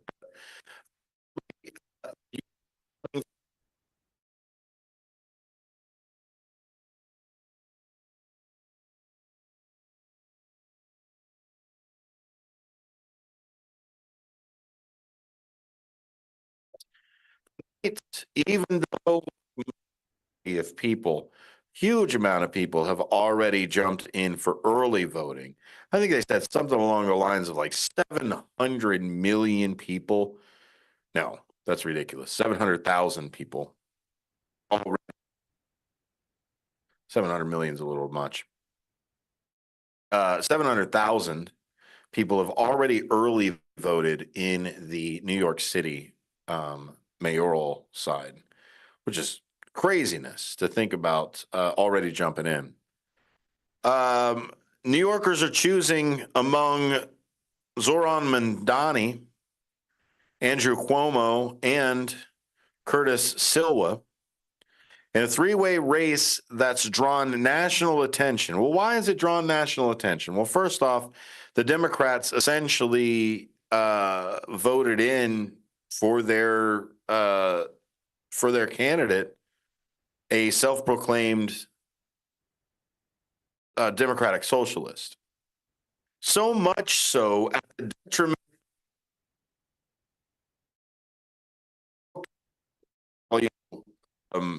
a democratic socialist regardless. I'm sure eventually they would have said something about Andrew Cuomo too.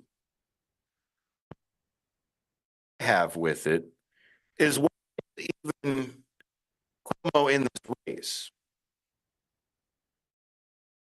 It's like if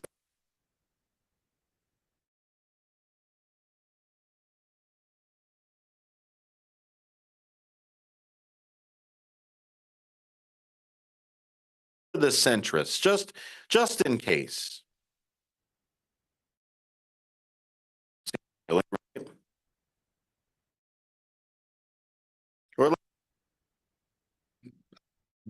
Sanders didn't get the nomination and turned around. Fine. Run in the primary like Cuomo did. Either way, coverage throughout today has already framed Mamdani as the front runner. Cuomo is that centrist independent mounting a comeback, right, and who's governor. And Silva is presenting himself as the law and order Republican, pressing public safety themes. We're going to look at analysis for a lot of things are going to hinge on turnout.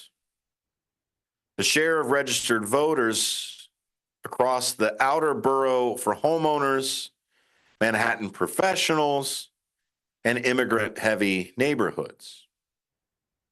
The key issues mirror City Hall's inbox. Of course, housing affordability, public safety, migrant services, and budget discipline. Includes closing project gaps without deep service cuts. Late campaign moments and endorsements, television contrasts have enforced a race's ideological spread. That's why there's 3 different people. I don't know if maybe having an independent as the centrist puts a target of a far left side on Mamdani, but Mamdani has already put a far left target on his side. Look, I get once in a while because I quote capitalist or anybody else that's out there. So I'm not considered a Marxist, I suppose. But if you go around quoting Marx as a politician, yeah, you're going to get called out. You start saying things like proletariat and bourgeois and all the other things that are out there, seizing the means of production, et cetera, et cetera. Those are highly, highly large McCarthy-era buzzwords, man. Can't do that. The other side that we've seen, too, are some endorsements. Public expression of support from influential figures. They don't necessarily cast the votes, but they signal the viability and shape of the media narratives. The general is not ranked choice voting. New York City only uses ranked choice voting in primaries and specials. So for vote splitting or anything like that. So we're going to watch whether Cuomo pulls moderates from Mamdani or Silva consolidates the conservatives. Polls close at 9 p.m. Eastern. And we're going to expect early waves from scanners and later updates as the absentee ballots come in. They're going to, I believe, count the in-person and then the absentees. Live blogs, I think I'm going to follow NPR. They've got a great rundown for the election results. You can go to npr.org and /2025-election-results, and you'll be able to follow it from there. The bottom line will be read as a referendum on the city's direction. Going to consolidate and be more of that middle of the road and Cuomo type of going back to traditional New York in general type of side. We're going to see more of a switch and say, oh, you know what, the left is too crazy. We need to get Silva out there to make sure that we can bring law and order and market capitalism all back into there. Is New York City going to jump into more of a aggressive major changes are in there? I doubt that anything like this is going to happen over here in the Chicago side of things. We might get a candidate that looks Donnie, but I don't believe that a hyper progressive type of mayor would end up over here. We'll see how it works and what's going on from it. I think Mayor Johnson may have kind of spoiled some people on the progressive type of side here in the city that we talk about more often. But check it out. New York City is going to have some sort of litmus test for everything that's going on. So stick around. There is more Apolitical Talk Show coming up. We've got another one to talk about. And of course, that is the California Prop 50. So we'll talk a little bit about that and a few more things that are going to be in tonight's election that we can talk about tomorrow and see those results. But at least we've got a little bit of homework tonight to see the results for it there. I'm Dennis Sodar Green. You're listening to Apolitical Talk Show here on WRMN. For nearly 50 years, the DuPage Senior Citizens Council and Kane Senior Council have been dedicated to serving seniors in DuPage and Kane counties. Established in 1975, the DuPage Senior Citizens Council is a volunteer-driven 501c3 non-for-profit organization committed to helping older adults live with dignity. From providing nutritious meals to offering support services, the Kane Senior Council is there every step of the way. With programs designed to enhance independence and quality of life, they're proud to make a difference in the lives of their senior neighbors. To learn more or to volunteer, visit them at 418B Airport Road in Elgin or head to their website at caneseniorcouncil.org. Give them a call at 630-338-0999. That's 630-338-0999. That's the Kane Senior Council, caring for seniors because they deserve to live with dignity and respect. Visit caneseniorcouncil.org or call 630-338-0999 today. My name is Ariel. I moved to the U.S. at 19. I spoke no English and I struggled finding job opportunities. Everything I have, I owe to the Adult Literacy Center and getting my high school diploma at age 22. It was an honor helping you achieve your greatness. Now you're helping others achieve theirs. It inspires me. When you graduate, they graduate. Find free and supportive adult education centers near you at finishyourdiploma.org. Brought to you by Dollar General Literacy Foundation and the Ad Council. Before the weather gets too cold, it's time to finish up those outdoor jobs. That's why ComEd wants you to know that electricity can jump from a power line to you and to the tools you're using. So maintain a safe distance from any power lines. You can also call ComEd at 1-800-EDISON-1 to have those power lines de-energized the next time you do any work around them. Stay smart, stay safe, stay back. ComEd, powering lives. Kick off your weekend with a little flair. It's Dino's Night Out, every Friday from 2 to 4 p.m. on WRMN 1410 AM. Dino brings you the best of the Fox Valley's entertainment scene. Live music, local artists, street festivals, great eats, and the personalities behind them. If it's happening, Dino's talking about it. And bringing the spotlight is none other than the legendary Arcada Theater, located at 105 East Main Street in St. Charles. Catch dinner, drinks, and a show, all under one historic roof. So whether you're making plans or just love to know what's hot, make it a date with Dino's Night Out, Fridays, 2 to 4 p.m. on WRMN 1410 AM, or stream it live at WRMN1410.com. Dino's Night Out, powered by the Arcada Theater, where Fox Valley comes to play.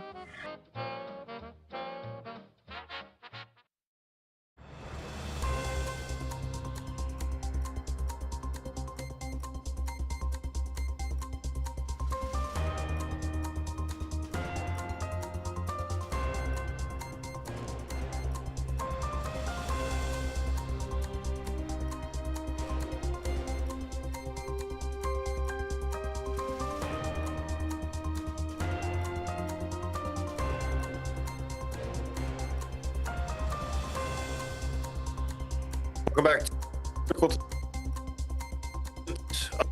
to right after me comes on Big Top Sport.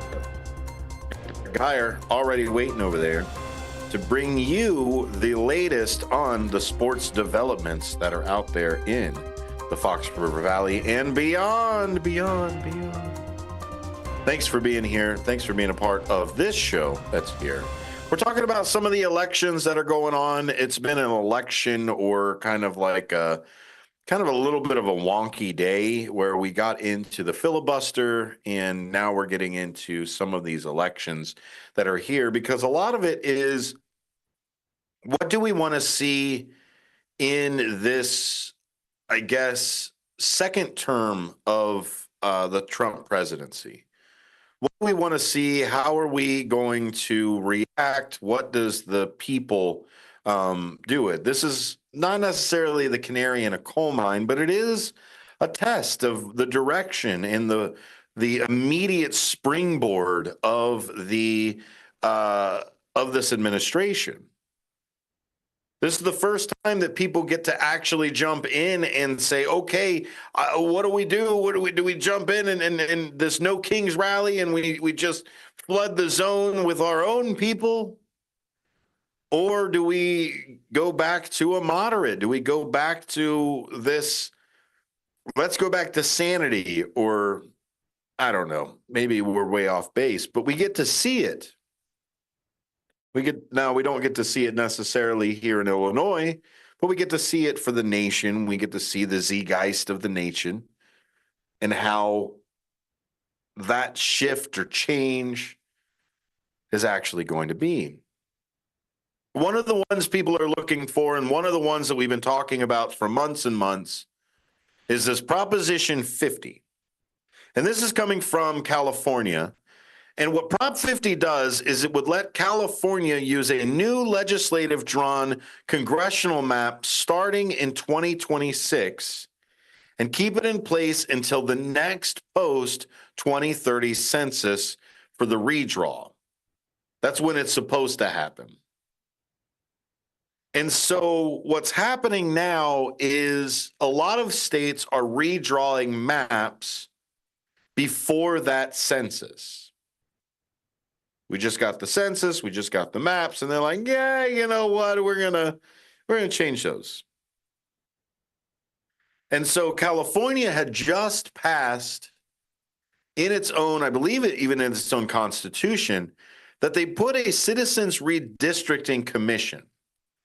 This was that independent third party to make sure that California had fair maps. See, this is the problem of good or I guess righteousness versus nefariousness. Because the righteous person is always going to turn around and say, you know what? I'm always going to make it fair. Let's make it fair. Let's see what we can do. Let's go towards fairness. Let's even though I have an advantage, even though that I may be in charge, the righteous person will turn around and say, let's make it fair. The nefarious person would turn around and say, yeah, I don't care about fairness. I'm just going to make it for me. And you can see it. I don't need to point it out. You can see when somebody turns around and says, okay, yeah, you know what? We see it in the sportsmanship that's out there in our games. We see when somebody pulls their shoulder over on another person and carries them to the finish line. Or a kid turns around and says, oh, well, you tripped right before this. Or, yeah, I did step over the line. I'm going to call my own foul. You'll see that. And a righteous competitor will do that. They'll have the good sportsmanship, et cetera, et cetera. People that aren't like that will rig the game. They will try to rig the game. My problem with Prop 50 is it's rigging the game. Now, yes, are you turning around and saying they rigged the game first? They took money out of the Monopoly drawer first. We should all have our hands in the Monopoly drawer as long as we don't get caught. That's part of the game. So backers argue that California should respond to the partisan remapping elsewhere. See, this is California coming to the rescue, right? Oh, well, we need to change the cheatings that's happening, and we need to say something. Again, it's the state getting into the federal side. I don't like it. You want the separation of federalism? Stop doing things despite other states. But again, it's back to the righteous will always turn around and say, let's make it fair for everyone. And those that don't care, the nefarious, the malevolent, will try to cheat. And you'll see it. Like, I don't have to name names. I don't have to do anything else. You can see it. Again, it's back to, if you are okay with your team changing the rules, then okay. But don't act like you are the high and mighty and the righteous when you are obviously rigging the system. I don't care if you want to cheat. Okay, cheat. Or even then, it's not even cheating. If you want to rig the system for your favor, okay, rig the system for your favor. As long as it's within the confines of the law and the rules, okay. But do not claim your righteousness. Do not turn around and rig the game and make sure that you get extra points or make sure that you can put your thumb on the scale. You do not get to do that and claim righteousness. I won't let you do it. Maybe mainstream media will.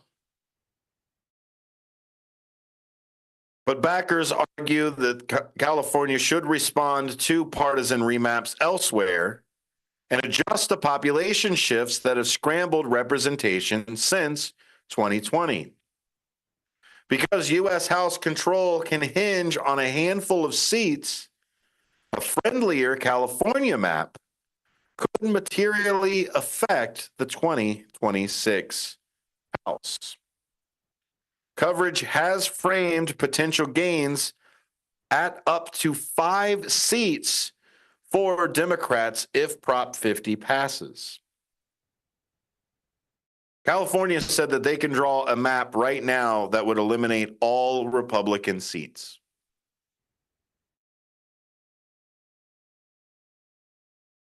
That's what they said they could do. They can redraw this map and get it to the point where there are no Republican seats. But is that in the spirit of representation? And we can yell at California all day. We can say, shame on you, California, for going against the Citizens Redistricting Commission that you put in there. But for every time that you, again, say, shame on you, California, you can't turn around and look at Ohio and look at Texas and say, good job, Texas, good job, Ohio, Pennsylvania, Illinois. Now, we can hold other people to their own standard, like most Californians, right? We turn around and say, or they say, I'm a vegetarian, but we just caught them eating meat. And maybe we yell at California more because they said they don't like the gerrymandering. Why are you doing it when we've got the slop of the other states who just gerrymander as a practice? Thanks for listening to Apolitical Talk Show today. It's been a pretty wonky day. We'll have some more structure and a few more stories and deep dives coming up tomorrow. Right after the top of the hour, stick around for Big Top Sports. You got it there with Derek Geyer. I'm Dennis Sonar Green. You can find Apolitical Talk Show podcasted on your favorite podcasting platform. I will see you tomorrow.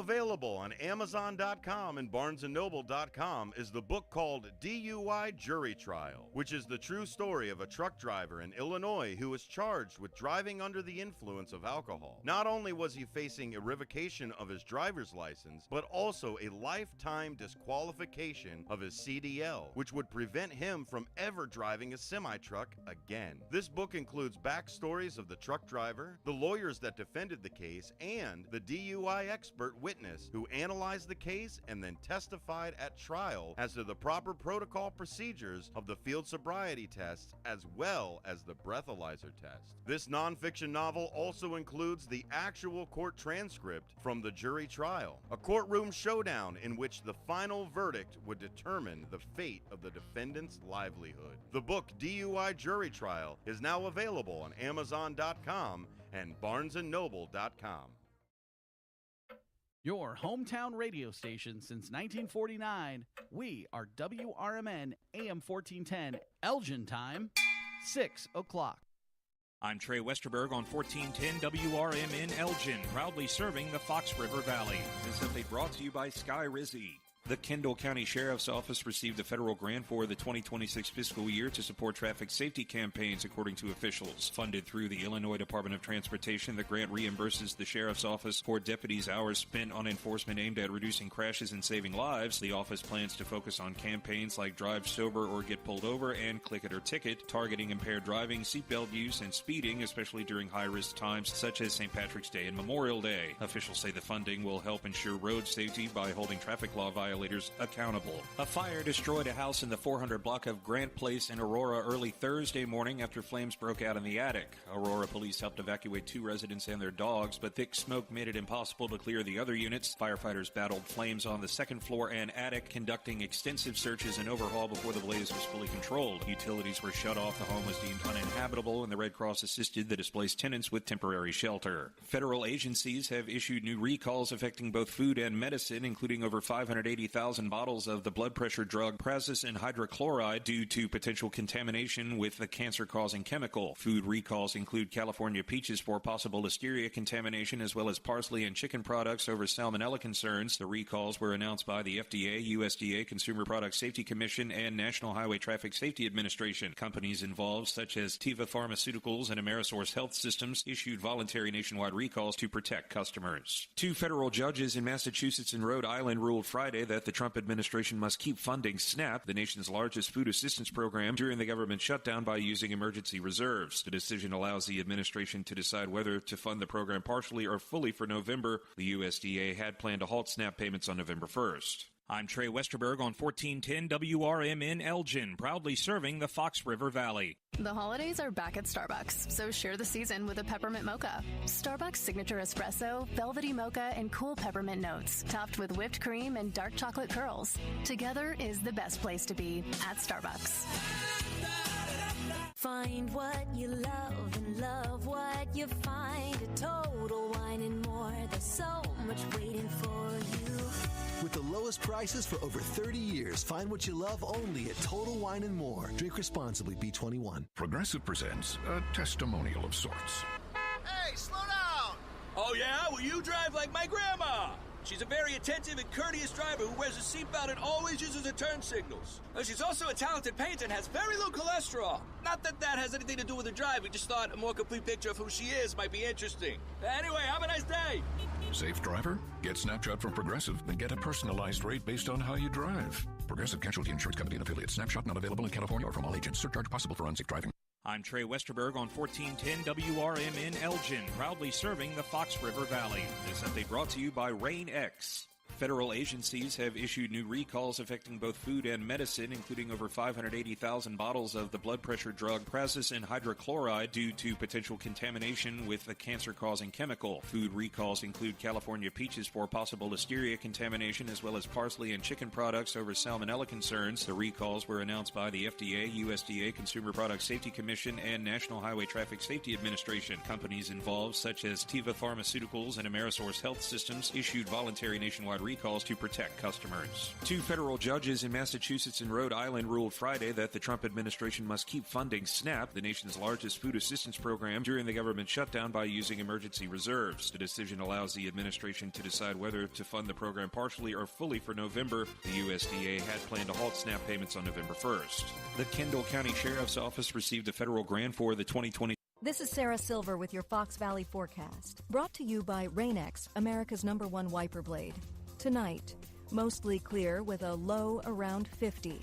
Gusty winds up to 25 miles per hour in the area. Tomorrow, sunny with a high near 58, temperatures falling to around 51 in the afternoon. Looking ahead to Thursday, partly sunny with a high near 55. Currently, it is 55 with clear skies. I'm Sarah Silver on the Talk of the Town, WRMN. If you need to hire, you know it takes time. Well, what if you could meet with qualified candidates the very next day? Now you can with Zip Intro from ZipRecruiter. You simply pick a time and it does all the work of finding and scheduling qualified candidates for you. Then you choose who you want to talk to and meet with great people on back-to-back video calls as soon as the next day. Try Zip Intro for free at ZipRecruiter.com/free. Zip Intro. There's nothing like when you get that part from eBay and it just fits. Yeah, the first time. So you can do less of this and get right back to more of this. At eBay, you'll find all the parts you need, guaranteed to fit, at prices you'll love. Sounds good, doesn't it? eBay. Things people love. Eligible items only. Exclusions apply. Join your co-hosts Mike Tooman and Paul Burvitt on our weekly radio hour, Chief Guard of the Republic, where we talk about all things national security, defense, personal security, safety, and dealing with law enforcement situations. Call in 847-931-1410. Ask us questions. We will get you answers. Every week, Saturday, noon to 1 on 1410 AM WRMN Elgin. Streaming on WRMN1410.com. Chat with us on WRMN's YouTube live channel. Ladies and gentlemen, step on inside. It's Big Top Sports, your thrilling ride. From the Chicagoland to lands afar. With Derek Geyer, your sports czar. The game's the place from field to rink. Hot debates, fast takes, no time to blink. The Windy City roar, the fans ignite. Your circus of sports under radio light. Big Time Sports, feel the roar. Where the wild games come to score. Guiding the sports band from the heart of Chicagoland.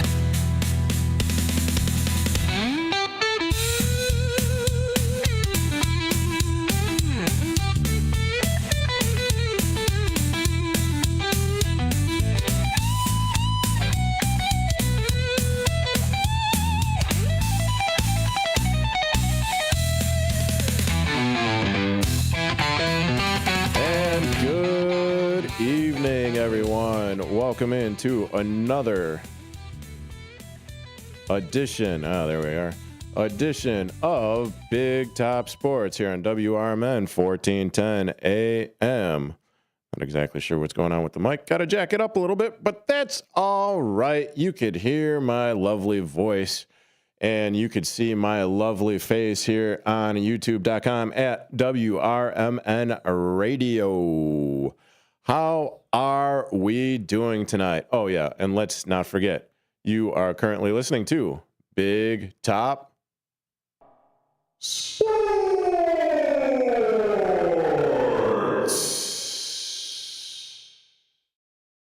with yours truly, Derek Geyer. Okay, I just had to play with the button. Yeah, there's nothing wrong with playing with the button, but I felt like playing with the button. And listen, Michael Scott, it's not time for rooftop sports. It's time for Big Top Sports on the youtube.com at WRMN Radio. So if you want to chime in on that.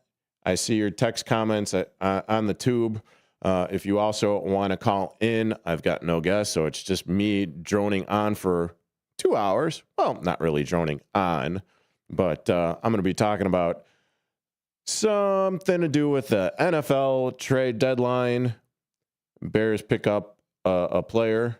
I'm probably going to end up butchering his name, bolstering the defensive line because, well, we received the fandom of Chicago. That's the we. I know, Mike. That's all right. But defensive end goes down with the torn ACL this week. Well, there's a lot of defensive walking wounded, to say the least, for the Chicago Bears. But another one bites the dust. He's having an ACL repaired.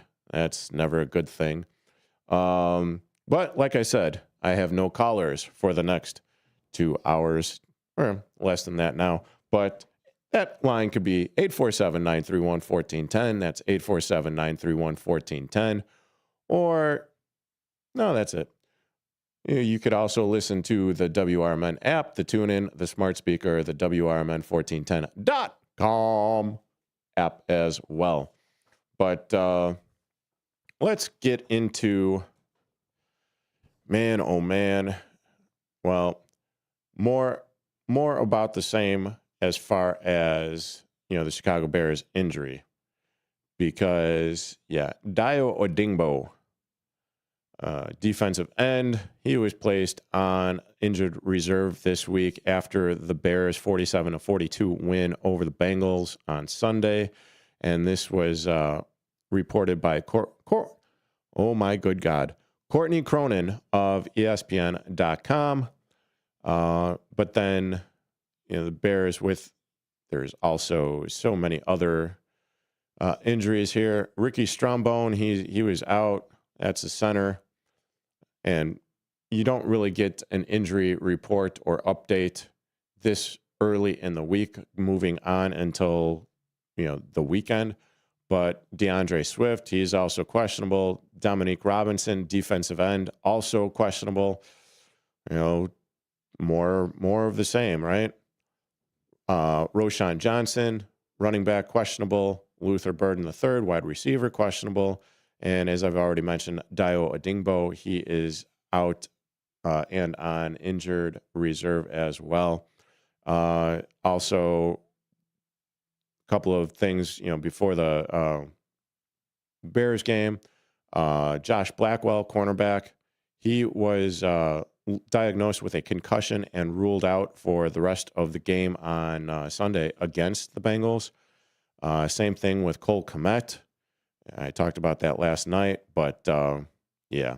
And then you also have linebacker Amen Amungaji. He suffered a knee injury, but he was ruled out before the game on Sunday against the Bengals. And then, of course, you got Shamar Turner, defensive tackle. He was placed on injured reserve last week. And Braxton Jones, he was placed on injured reserve as well last week. And Kyler Gordon, also cornerback, placed on injured reserve with a groin/calf injury. And he was placed right before the game, or he was placed on Saturday, so that makes it right before the Bears took on the Cincinnati Bengals, which kind of encapsulates the reason why, part of the reason why the Bears were so horrific on defense this past weekend against the Cincinnati Bengals. Now, hey, this is a good thing. Well, why is being bad a good thing? Anytime, and I've mentioned this, anytime you win a game, you win a game. It means your standings improve. You are one step closer to the playoffs, and that's exactly what happened on Sunday when the Bears overcame the Cincinnati Bengals, the Cincinnati Bengals. But with today and the 11th hour, well, I wouldn't exactly say it was an 11th hour trade, but it was made today. And the Bears did pick up defensive end Tyrone Shoinka. I think that's how it's pronounced. If it's not, I apologize. I do not have the phonetic spelling here. But the Bears give up a 2026 sixth-round pick, but they also receive a 2026 seventh-round pick. So they're not necessarily trading. Well, they're not giving up much. And the way that this trade has been made with the Cleveland Browns, basically, Tryon, this is like second or third pronunciation that I'm already having, and I'm only going through it the first. But Tryon Shoinka, he wasn't really playing a whole hell of a lot in Cleveland. So with that being said, and his contract is up at the end of the season. So this is also a reason why Cleveland decided to part ways with him. Now, make no mistake about it, the Bears are full of walking wounded, injuries up the wazoo, and it's just, well, the injury bug has certainly hit the Chicago Bears, especially at key positions. You want to look at all the IL's injured reserve or IR injured reserve, players that, and we're talking about key contributors for the defense. Well, you got to make everything work with duct tape, bubble gum, and whatever Gorilla Glue that you can to piecemeal this defense together. So with the Bears allowing an obscene amount of yardage to Joe Flacco, passing-wise, and to still come out on top of last week's game, soul-crushing for Cincinnati, soul-lifting for the Chicago Bears and their fans. But this move for Tryon Shoinka, they needed to do this. They needed to get someone in there that hopefully will improve and add some depth to what I'm going to term as a kind of lackluster defensive line. I mean, hey, great. You're finally seeing Montez Sweat contribute. You're finally seeing him get to the quarterback. You're finally seeing him rush the QB on the other side of the ball. Exactly what you need. And so this is a low pick or low-hanging fruit for the Chicago Bears, because you don't want to do what other teams have done in this trade market. I.e. the Indianapolis Colts. Although they're in go-for-it mode. They're in win-now mode. So I could accept the fact that they are trying to make a deep run into the playoffs. They're already leading their division. And then I don't know what the hell Dallas is doing. I mean, that should be a T-shirt in it of itself. I don't know what Dallas is doing. I don't know what the hell they're doing. I don't know what Jerry Jones is doing. I'll get into that before I get a little bit more sidetracked. But Tryon Shoinka was a former first-round pick, 32nd overall in the 2021 draft. And the Bears hope that maybe this change of scenery could elevate him and unlock some potential. hopefully, you're not really losing anything by losing that late round draft pick.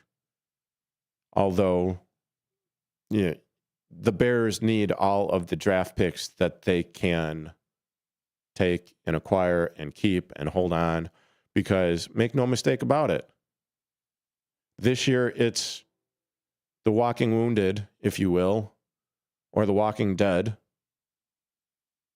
on defense, but it could be the exact same thing on offense next year.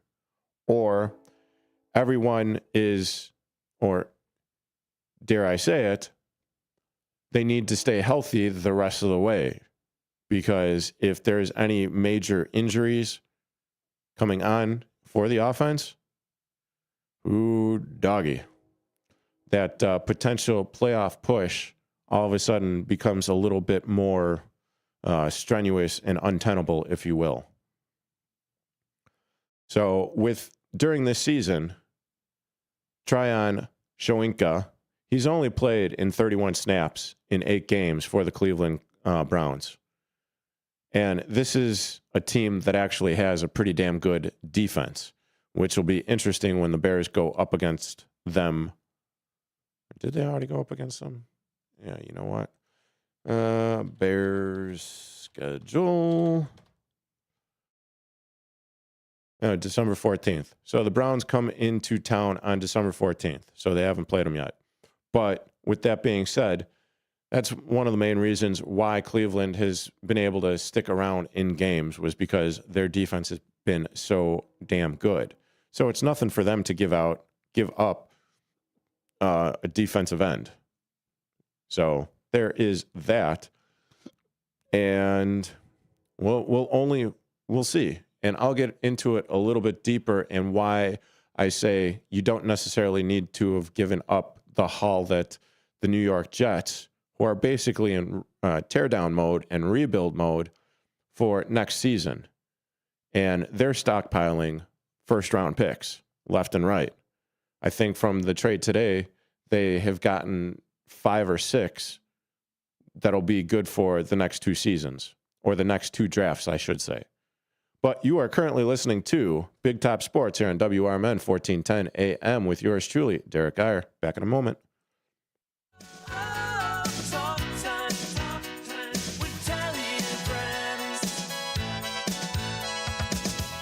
Hi there, Tammy Scully here from Talk Time with Tammy and Friends. Join me and my sidekicks Nancy and Becky for valuable lifestyle tips and unique views and insights on interesting topics and everyday situations, providing nonstop fun and chuckles for all. Get the scoop on consumer news, deep dive on current events, and learn about the newest economic trends, from exercise and gardening to music, travel, recipes, sports, pets, real estate, media, and everything in between. And it's all sprinkled with a healthy helping of bad dad jokes and interesting fun facts to boot. Tune in Mondays through Thursdays from 2 to 4 p.m.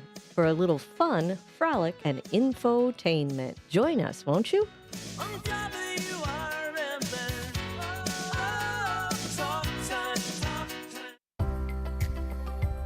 Ready to tackle your junk piles? Call the Junk Luggers.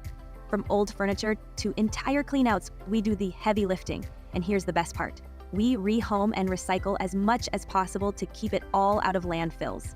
Feel good about your cleanout the green way. Call 1-800-LUG-JUNK or visit junkluggers.com today for your eco-friendly, stress-free service.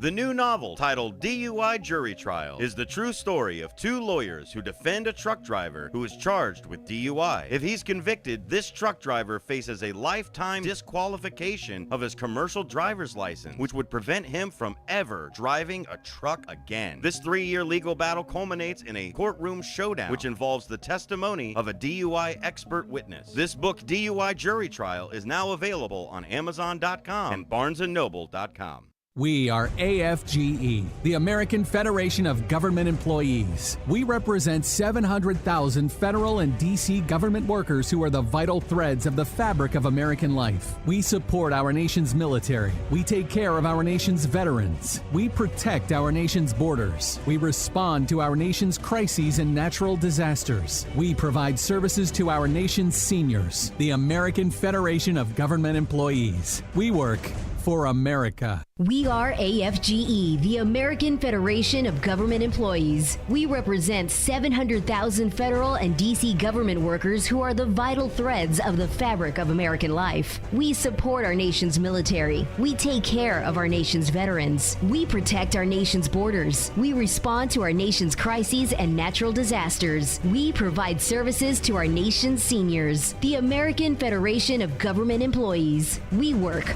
for America.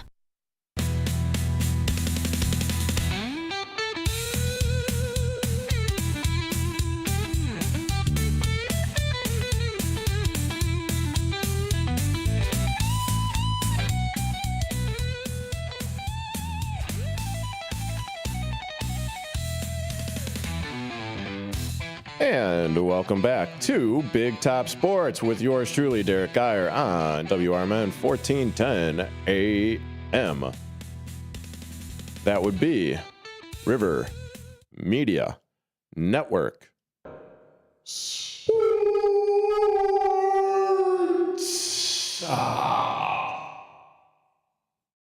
Yeah, I did it. I hit the button. I played with the button. You gotta have a little fun when you're doing a sports show. I don't take myself too seriously. And let's be honest, we're talking sports. Shouldn't be taking sports too seriously to begin with, but I know that's kind of, that can be a square peg in a round hole sometimes. Pretty much, easy peasy Japanesey, if you will. But the reason why I'm grateful, or I guess grateful would be the right word, that Bulls didn't go out there and mortgage the future of the Chicago Bears. And although it would be a hell of a thing to have a guy like Max Crosby on your defensive line, obviously. I mean, who in the hell wouldn't want Max Crosby? But I mean, his salary cap hit, the amount of compensation that you're going to be giving up, and let's be honest, the Bears are still rebuilding. It's as simple as that. So when the Indianapolis Colts traded for a top-of-the-line cornerback in Sauce Gardner from the New York Jets, and they gave up not one, but 2 first-round draft picks, one in 2026, one in 2027, along with wide receiver Adonai Mitchell, they're going for it. They are saying, we need the best. They went out and got one of the best cornerbacks in the league, and they're bolstering their secondary with it, obviously. Now, with the Dallas Cowboys, and the Cowboys also traded with the New York Jets for Quinnen Williams, they gave up a 2026 second-round draft pick and a 2027 first-round draft pick. That is just, I don't understand. You don't, that's all I have to say. I don't understand, because Jerry Jones and Micah Parsons and that whole fiasco at the very beginning of the season, trading him into the Green Bay Sox Packers, it's just, well, that's mind-boggling. And then they trade with the Jets for Quinnen Williams, and also kind of mortgaging their future draft picks as well. Not only that, but they traded their defensive tackle, Maze Smith, as well. So there is that as well. Then the Los Angeles Chargers, in a separate trade, all 3 trades are different, but they also get defensive back Jaisir Taylor. And they sent a conditional 7th round pick in 2028 to the Chargers. So they're in there. They're making things happen because, I mean, if there was ever a dumpster fire NFL team organizationally, well, you don't have to look very far past the New York Jets in it. But the reason why I'm saying all of this is because 2 first-round picks in 2026, 3 first-round picks in 2027, 1 second-round pick in 2026. Do you think the Chicago Bears, with the trade market being what it was for these players, do you think that the Bears could have ultimately given up first and second round picks when they need their picks to compete and get better down the line? It's as plain and as simple as that. But yet, I acknowledge the fact, with all of the walking wounded and the walking dead, the Bears needed to do something. I mean, they got a cornerback last week after holding open tryouts. Now they made a trade. We'll see how both of those pans out. But you're currently listening to Big Top Sports here on WRMN 1410 AM. I'm Trey Westerberg on 1410 WRMN Elgin, proudly serving the Fox River Valley. This update brought to you by Cintas. A fire destroyed a house in the 400 block of Grant Place in Aurora early Thursday morning after flames broke out in the attic. Aurora police helped evacuate 2 residents and their dogs, but thick smoke made it impossible to clear the other units. Firefighters battled flames on the second floor and attic, conducting extensive searches and overhaul before the blaze was fully controlled. Utilities were shut off, the home was deemed uninhabitable, and the Red Cross assisted the displaced tenants with temporary shelter. Federal agencies have issued new recalls affecting both food and medicine, including over 580,000 bottles of the blood pressure drug prazosin hydrochloride due to potential contamination with the cancer-causing chemical. Food recalls include California peaches for possible listeria contamination, as well as parsley and chicken products over salmonella concerns. The recalls were announced by the FDA, USDA, Consumer Product Safety Commission, and National Highway Traffic Safety Administration. Companies involved, such as Teva Pharmaceuticals and Amerisource Health Systems, issued voluntary nationwide recalls to protect customers. 2 federal judges in Massachusetts and Rhode Island ruled Friday that the Trump administration must keep funding SNAP, the nation's largest food assistance program, during the government shutdown by using emergency reserves. The decision allows the administration to decide whether to fund the program partially or fully for November. The USDA had planned to halt SNAP payments on November 1st. The Kendall County Sheriff's Office received a federal grant for the 2026 fiscal year to support traffic safety campaigns, according to officials. Funded through the Illinois Department of Transportation, the grant reimburses the Sheriff's Office for deputies' hours spent on enforcement aimed at reducing crashes and saving lives. The office plans to focus on campaigns like Drive Sober or Get Pulled Over and Click It or Ticket, targeting impaired driving, seatbelt use, and speeding, especially during high-risk times such as St. Patrick's Day and Memorial Day. Officials say the funding will help ensure road safety by holding traffic law violators accountable. I'm Trey Westerberg on 1410 WRMN Elgin, proudly serving the Fox River Valley. At Bank of America, we asked our teammates, what makes this company a great place to work? There's very little that you can't accomplish working for Bank of America. If you prove yourself, you can try over in a totally new way.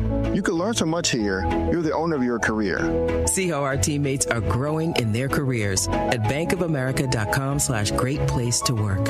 What would you like the power to do?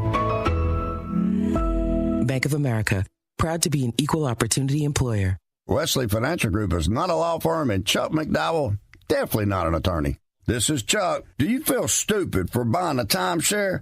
Don't. It's not your fault. You were most likely told you could rent it, and it was a great financial investment. And the deal was available today only. If this happened to you, contact your resort or Wesley Financial Group for help today. Call Wesley now for your free exit information kit. 800-791-1313. 800-791-1313. When disaster strikes, flood or fire, every second counts. At Emergency Construction Group, they specialize in immediate response and same-day service for any residential, commercial, or industrial emergency across the Chicagoland area. With over 30 years of experience, they've got the expertise, manpower, and equipment to handle any size loss fast. They follow strict IICRC guidelines to restore your property the right way, the first time. Their team values transparency, constant communication, and strong ethical standards because your peace of mind matters. Licensed, bonded, and insured, they're here for you 24/7, 365 days a year. Call 855-4ECG now. That's 855-432-4669. Or visit their website at emergencyconstructiongroup.com and let Emergency Construction Group put your life back together one step at a time. That's Emergency Construction Group. Your satisfaction is their passion. This is Sarah Silver with your Fox Valley forecast, brought to you by Rain-X, America's #1 wiper blade. Tonight, mostly clear with a low around 50. Windy with gusts up to 25 miles per hour. Tomorrow, sunny with a high near 58. Temperatures falling to around 51 in the afternoon. Windy with gusts up to 35 miles per hour. Tomorrow night, mostly clear with a low around 31. Currently, it is 53 with clear skies. I'm Sarah Silver on the Talk of the Town, WRMN. At Bank of America, we asked our teammates, what makes this company a great place to work? There's very little that you can't accomplish working for Bank of America. If you prove yourself, you can try over in a totally new way. You can learn so much here. You're the owner of your career. See how our teammates are growing in their careers at bankofamerica.com/great place to work. What would you like the power to do? Bank of America, proud to be an equal opportunity employer.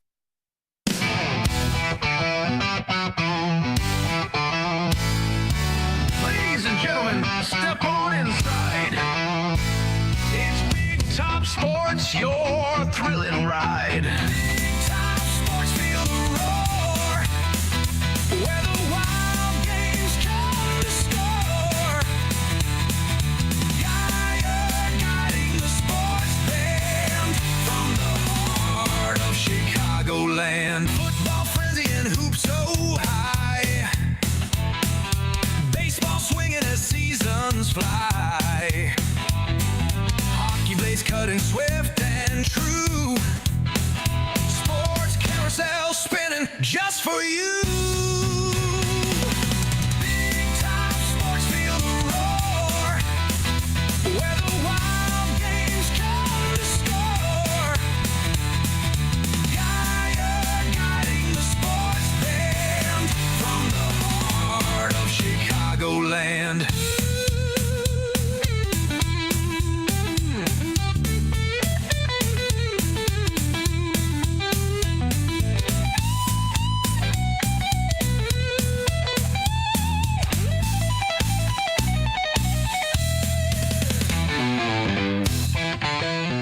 And welcome back into Big Top Sports here on WRMN 1410 AM with yours truly, Derek Iyer. And as, you know, Downtown Jose, you must be psychic because he commented on the Tube of Views, which you could also see me on there and interact with me on youtube.com at WRMN Radio. And the reason why I say interact was because he was talking about the Chicago Blackhawks. Well, unfortunately, the Chicago Blackhawks fell 3-1 yesterday to the Kraken. I can't say that. But here's a little snippet and highlight from last night's game of the only goal that was scored by the Blackhawks. Opportunity on the short side, save base by Soderblom. Maybe off the post there on that second chance. Here's a chance in front. Burakovsky scores!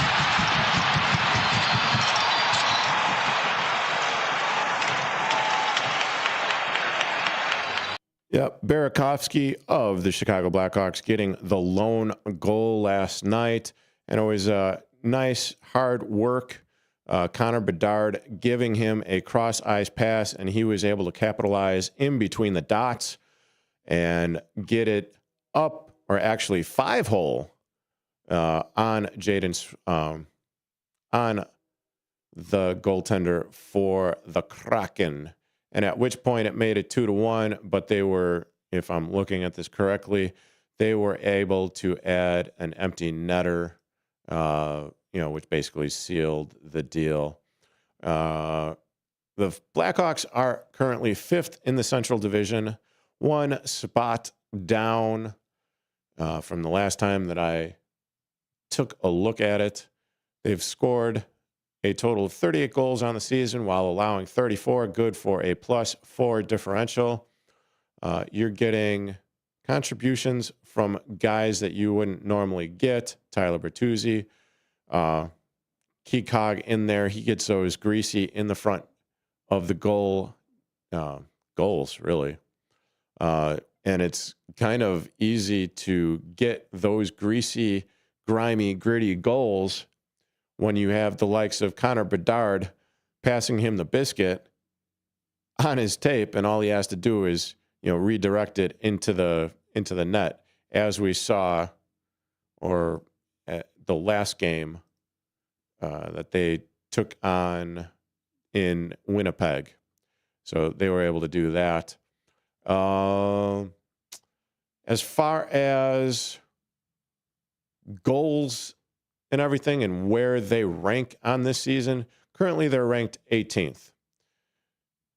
Now, don't let the early start fool you, because, yes, it was a very quick start for the Chicago Blackhawks, and it was just a matter of time before the rest of the NHL kind of like figures out how to play against the Chicago Blackhawks.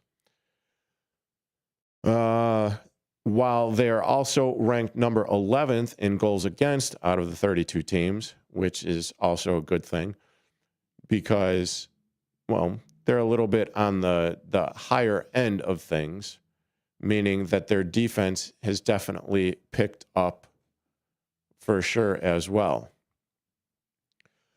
What else do we got? Yeah, Lucas Reichel is no longer on the team.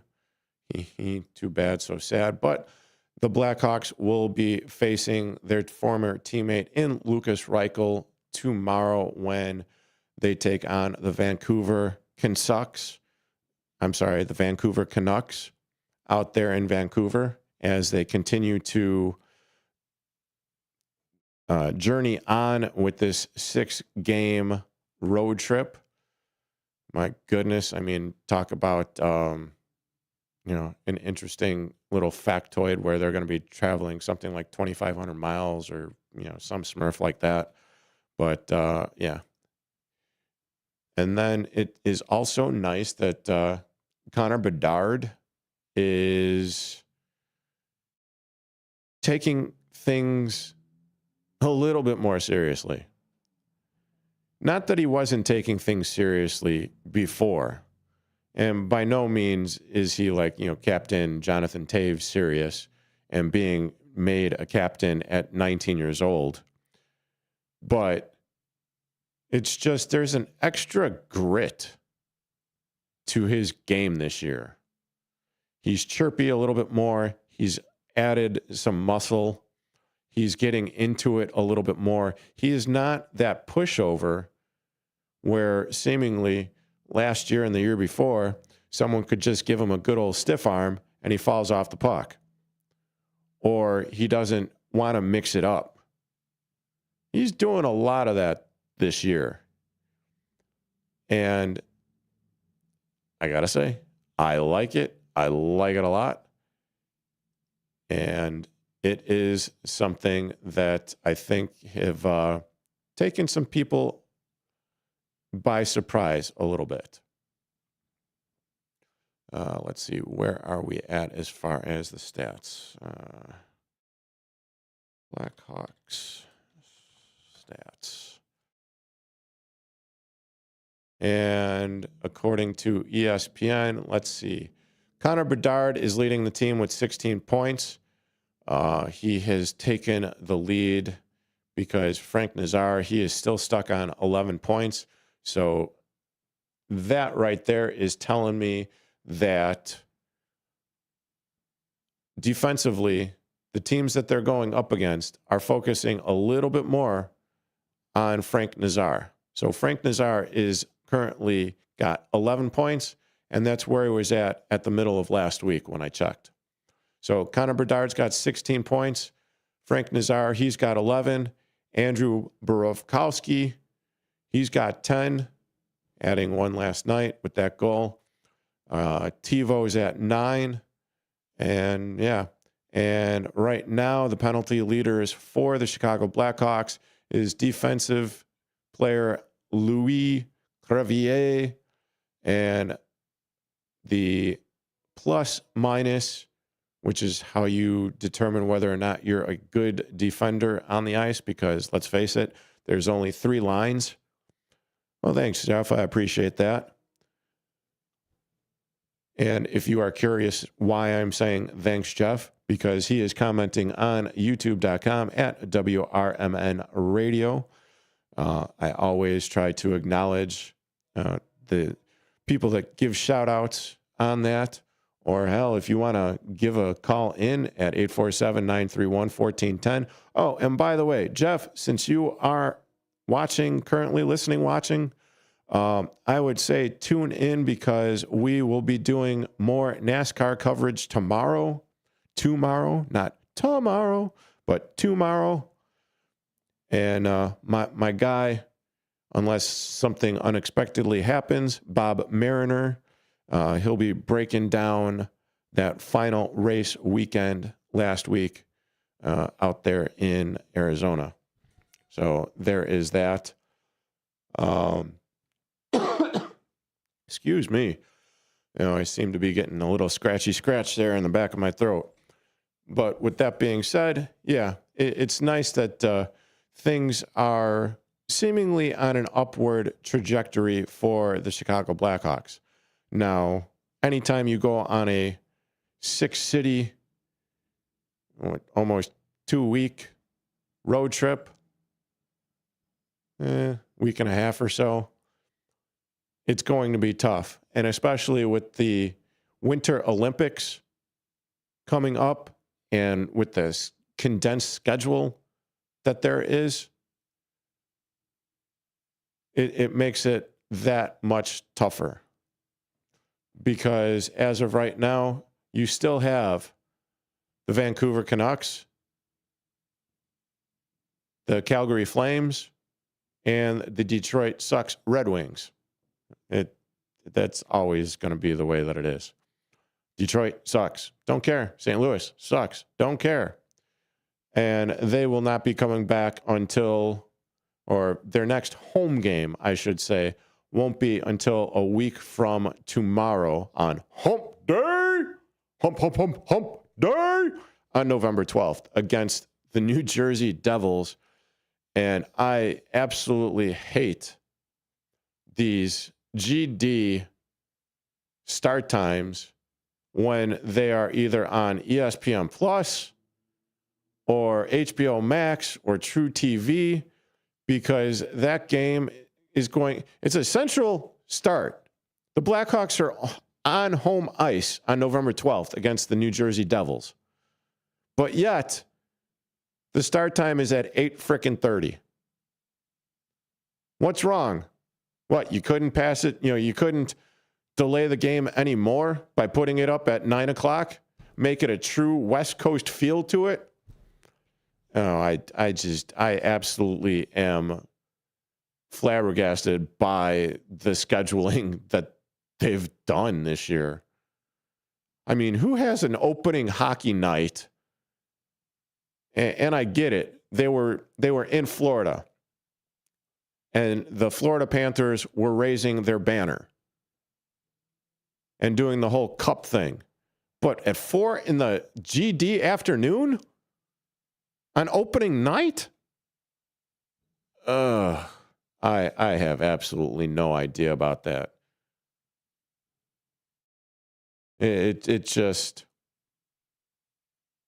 yeah, I have absolutely no idea about that. Yeah, let me hear your opinion, Jeff. Chime in on the YouTube chat. I'll get to it. I'll get to it on the other side of this break. You are currently listening to Big Top Sports here on WRMN 1410 AM with yours truly, Derek Iyer. As a mom, comforting my family is what I do best. Vicks Vapor Stick provides soothing, non-medicated Vicks vapors in an easy-to-apply stick, and it dries fast, so there's no mess. I use it to comfort myself and my family. Thanks, Mom. Vicks Vapo Stick, soothing comfort for the whole family. And try Vicks Vapo Shower Max for steamy Vicks Vapors when you need more comfort for yourself. Use as directed. Want to know what the shepherds did after they visited the Christ child? Read the short novel, The Good Shepherds, a Christmas combat story by Michael Tooman. Available on Amazon in hardcover, paperback, and Kindle editions. Check out Michael Tooman's webpage at Scilink.net. That is PSYLINK.net. Papa Sierra Yankee, Lima India November Kilo, November Echo Tango. Did you get a call or message that mentioned Social Security that made you feel threatened or scared? That is not the Social Security Administration. Social Security will not threaten you, press you for personal information, or demand instant payment. Social Security does not accept payments by gift card, prepaid debit card, internet currency, or by mailing cash. Criminals use these forms of payment because they are hard to trace. Don't fall for it. Hang up, ignore them. Report this criminal activity to oig.ssa.gov. Produced at U.S. taxpayer expense. It all comes down to this, folks. Yep, the entire season is on the line. But my throat has officially thrown in the towel. Sounds like you need Vicks VapoCool drops. They're max strength and vaporize sore throat pain. Whoa! These VapoCool drops hit fast. Speaking of fast, did you just see that play? Yeah, he vaporized that ball. That pun should have come with a penalty. Vaporize sore throat pain with Vicks VapoCool drops. Use as directed. Get ready for Around the House every Saturday night from 5 to 7 p.m. on WRMN AM 1410. If you're a homeowner or contractor looking to tackle those projects that feel a bit too big, this is the show for you. Join Eric along with his knowledgeable guests as they dive deep into everything from DIY renovations to creating a healthy home environment. We'll provide you with the tools and tips you need to complete your projects with confidence and ease. But it's not all work and no play. We believe in having fun. Our passion for home improvement shines through as we help you save time, money, and reduce the stress of DIY. So whether you're a seasoned pro or just starting out, don't miss Around the House. Tune in every Saturday night and let's tackle those home projects together.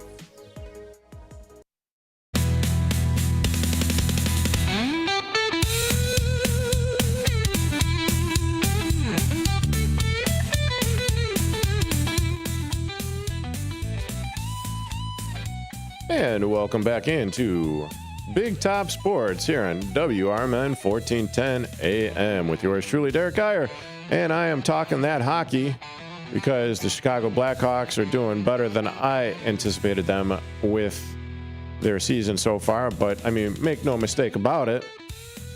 They are... Well, let me see. No, that's not the right one. I mean, their record after 13 games, they're 5-5-3. So 5 wins, 5 losses, and 3 ties. That went to shootouts.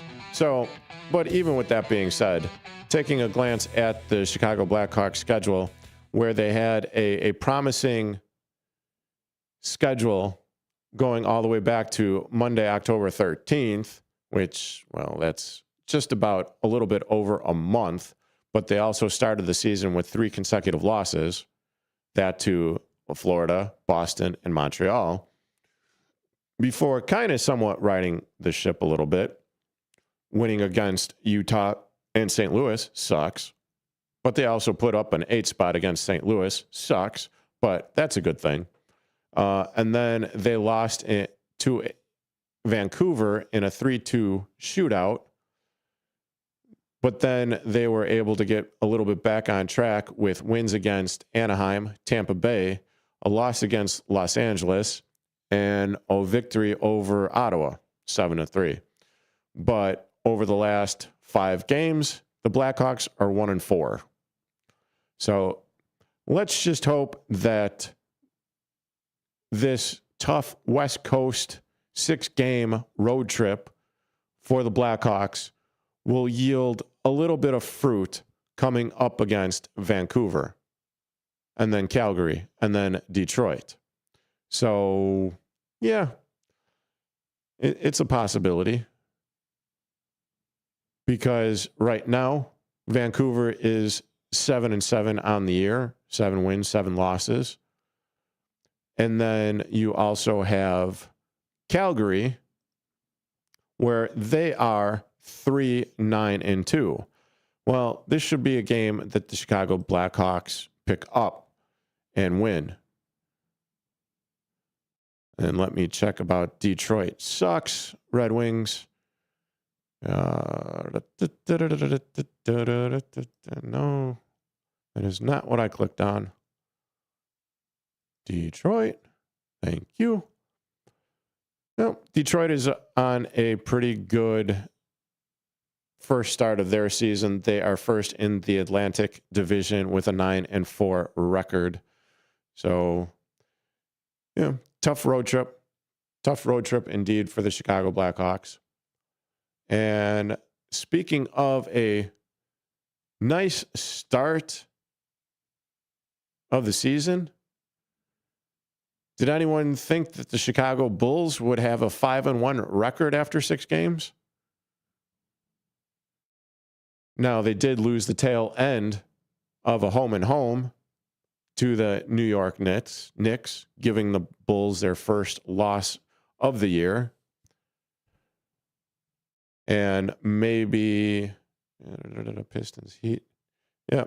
And the Knicks are kind of struggling, trying to figure out what their team is so early in the season after getting rid of Coach Tom Thibodeau last season. But the Bulls, in a matter of minutes, will be having a tip-off against the number 1 team in the Eastern Conference, which is the Philadelphia 76ers. Now, with that being said, you have Tyrese Maxey averaging 33.7 points per game. Andre Drummond, he's averaging 6.7 rebounds a game. Maxey, again, not only is he scoring, but he's dishing with his 9.0 assists in a game. So this is a legit team, it looks like. So it'll be interesting to see how the Chicago Bulls match up against them tonight.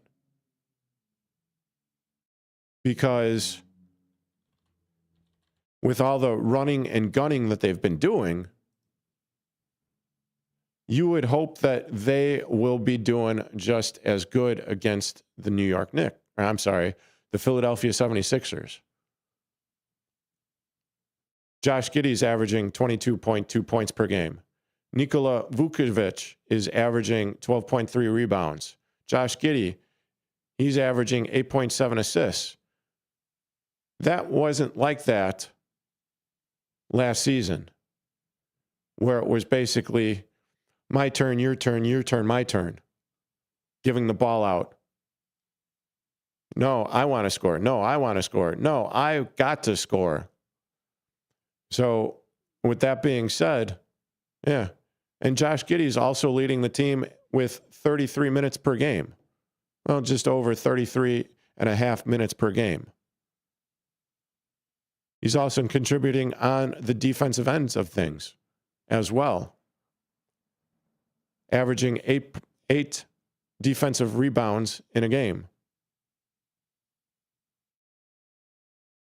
which is good for about 9.2 game-wide on both boards, offense and defense.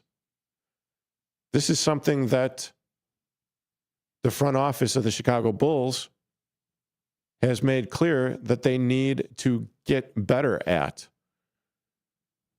And the reason why they need to get better at is because they are running the floor a lot harder, a lot faster, trying to create more opportunities to score. So this is, while it is a new season, and I've mentioned this before, it'll be interesting to see where the Chicago Bulls hang out. Not hang out, but what they do during the season. If all this running and gunning is going to catch up and make them tired and sluggish come the second half of the season. Or hell, even the first quarter of this season, and see how it goes. But tonight will be a good test against the Philadelphia 76ers. Both teams have 5-1 records. The game is set to start at the top of this hour at 7 o'clock. So we'll see. You are currently listening to Big Top Sports here on WRMN with yours truly, Derek Geyer. Most people out here think that taking care of one another is important. And most people would step up for a neighbor going through a tough time. Most people around here help out friends and family when they need it. But the funny thing is, most of us won't look for help when we need it. If you're struggling with mental health, you should know that there are resources out there that can help. And it's okay to talk about it if you need to. One place to get started with information is loveyourmindtoday.org. Loveyourmindtoday.org offers a range of guides, instructions, and insights for dealing with difficult situations or getting through a tough time. If you're struggling with mental health, get the help you need, because most people out here really care. Visit loveyourmindtoday.org. That's loveyourmindtoday.org. Brought to you by the Huntsman Mental Health Institute and the Ad Council. Your hometown radio station since 1949. We are WRMN AM 1410, Elgin time, 7 o'clock.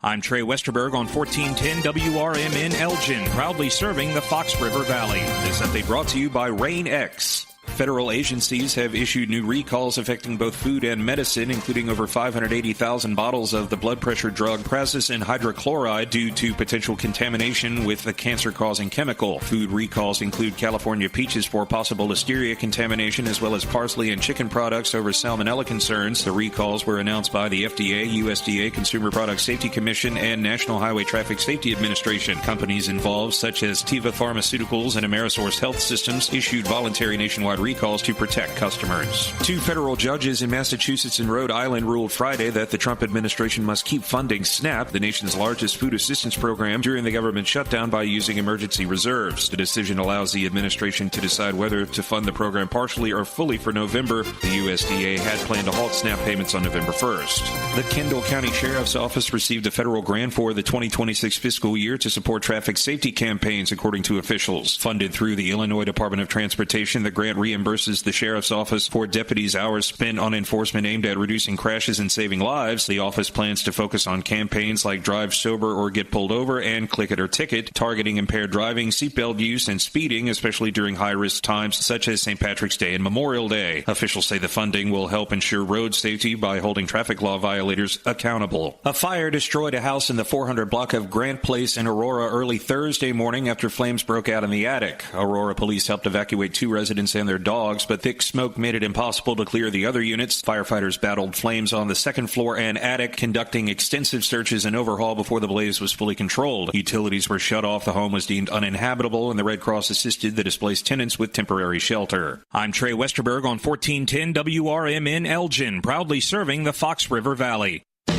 Workdays can be unpredictable, but your workwear shouldn't be. With the Cintas Apparel Plus program, you'll have freshly laundered garments for everyone on your team delivered every week. Cintas has workwear for just about any job imaginable, with high-performance fabrics and an uncompromising fit that stretches and moves with you. Don't leave looking and feeling good to chance. Visit Cintas.com. Oh, I'm ready! And get ready for the workday. When you switch to Progressive and bundle your home and auto, you could save hundreds, and that's a surprising amount of money. Whoa, that's like farmer's market money. That's like give me a gallon of that locally sourced raw honey money. That's certified organic heirloom tomatoes in every imaginable color except red money. That's let's get 2 pounds of pink oyster mushrooms money. I'm not even sure I like pink oyster mushrooms. Guess it's time to find out, because you could save hundreds when you switch to Progressive and bundle. Then the world is your pink oyster mushroom. Progressive Casualty Insurance Company, affiliates, and other insurers. Not available in all states. I'm Trey Westerberg on 1410 WRMN Elgin, proudly serving the Fox River Valley. This update brought to you by Cintas. A fire destroyed a house in the 400 block of Grant Place in Aurora early Thursday morning after flames broke out in the attic. Aurora police helped evacuate 2 residents and their dogs, but thick smoke made it impossible to clear the other units. Firefighters battled flames on the second floor and attic, conducting extensive searches and overhaul before the blaze was fully controlled. Utilities were shut off, the home was deemed uninhabitable, and the Red Cross assisted the displaced tenants with temporary shelter. Federal agencies have issued new recalls affecting both food and medicine, including over 580,000 bottles of the blood pressure drug prazosin hydrochloride due to potential contamination with the cancer-causing chemical. Food recalls include California peaches for possible listeria contamination, as well as parsley and chicken products over salmonella concerns. The recalls were announced by the FDA, USDA, Consumer Product Safety Commission, and National Highway Traffic Safety Administration. Companies involved, such as Teva Pharmaceuticals and Amerisource Health Systems, issued voluntary nationwide recalls. This is Sarah Silver with your Fox Valley forecast. Brought to you by Rain-X, America's #1 wiper blade. Tonight, mostly clear with a low around 50. Windy with gusts up to 25 miles per hour. Tomorrow, sunny with a high near 58. Temperatures falling to around 51 in the afternoon. Windy with gusts up to 35 miles per hour.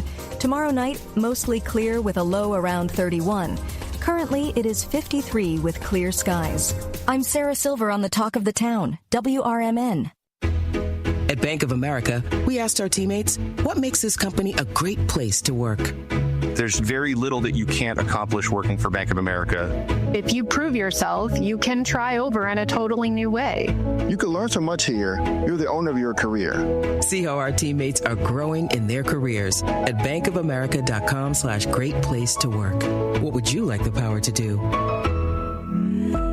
Bank of America. Chicago defense attorney Mark Schieblo has co-authored the book titled DUI Jury Trial, which is a true story of a DUI case that he defended. The accused was an Illinois truck driver arrested for driving under the influence of alcohol. This book contains facts about the case from the date of the arrest up to the jury's verdict, and this nonfiction novel also includes the transcripts from the jury trial itself. The book DUI Jury Trial is now available on Amazon.com and BarnesandNoble.com.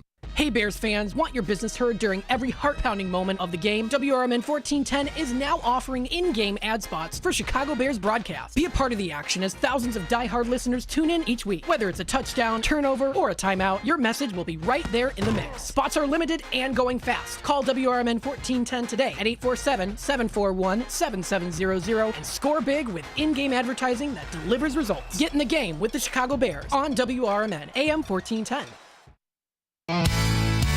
Ladies and gentlemen, step on inside. It's Big Top Sports, your thrilling ride. From the Chicagoland to lands afar. With Derek Geyer, your sports czar. The game's the place from field to rink. Hot debates, fast takes, no time to blink. The Windy City roar, the fans ignite. Your circus of sports under radio light. Big Time Sports, feel the roar. Where the wild games come to score. Guiding the sports band from the heart of Chicagoland.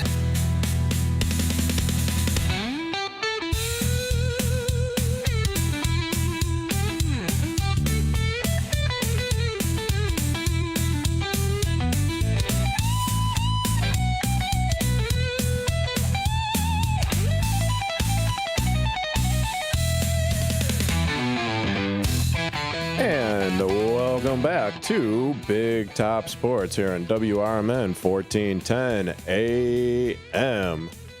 And with this 2025 baseball season in the books, well, it's already move along season, because the Chicago Cubs declined their offer for Shota Imanaga. So it's a little tricky here. Let's see. I'll just get into the crux of it. So Shota Imanaga was signed prior to last season, the 2024 season. And by all accounts, this is the funny thing about like this contract, because theoretically, if you look on like Baseball Reference and their page, and you get that Shota signed his deal with the Chicago Cubs. But according to this article that was by Jordan Bastian of MLB.com, he kind of breaks it down. You get the nuts and bolts of what was going on with this contract and Shota Imanaga. Now, last year, he did pretty damn good. Oh, where is it? And he finished, what did he finish? He finished 5th place in the 2024 National League Cy Young Award race, which basically added $250,000 to each of his upcoming years that were both team and, well, according to this, there is an option that, team option, player option. So after the 2025 season, the Chicago Cubs team option on Imanaga was worth 3 years and $57.75 million. Which included the $250,000, $250,000 bonus that he received for finishing 5th in the 24 Cy Young Award race, right? So the Cubs decided to turn it down, because originally they signed him for a 4-year deal valued at $53 million guaranteed to the before the 24 season. But it also had multiple future outcomes. So if you win the World Series, you get like $1 million bonus, or if you win the Cy Young Award, you get $1 million bonus. If you finish second, you get $500,000 bonus or whatever on the upcoming next season's contract. So by doing so, there was this option that the Cubs turned down, and then Shota Imanaga turned down as well, because he is gambling on himself. He's gambling on the market. He thinks that he will be making more than $15.25 million for his 26 year, which he turned down. So now all of a sudden, he is a free agent. Now, after the beginning of this year, I would have thought for sure that the Cubs would have picked it up, right? Yeah, but after the second half of the year and a very lackluster playoff run, if you will, and Shota, to where, home run balls were just flying out of Wrigley, flying out of everywhere that Shota was pitching, because he lost control of that sinker splitter pitch that he has, that he was able to tunnel up on as he was throwing fastballs. And by tunneling up, I mean you have the exact same arm slot, you have the exact same arm movement, and the pitches look damn near identical coming out of his arm and his hand as he's throwing the ball to the plate, which made it tricky. But somewhere along the lines, he lost the feel for it. Now, instead of throwing his splitter, I'll just call it splitter, or sinker, he started throwing a slider. Completely and totally different pitch. Because instead of going down, it's going across. And players will either sit on his fastball, which, let's be honest, below league average, still a hell of a lot harder than I could ever throw, but 92 to 94 miles an hour on his fastball. But when you are limiting your pitches as a hitter, you have more of a chance to actually barrel up a ball and hit it for the 20-plus home runs that he allowed in the second half of this past 2025 season after the All-Star break. And then not to mention the part where, well, he was injured a couple times this season. Not that that's any big whoop, really. But yes, I mean, he did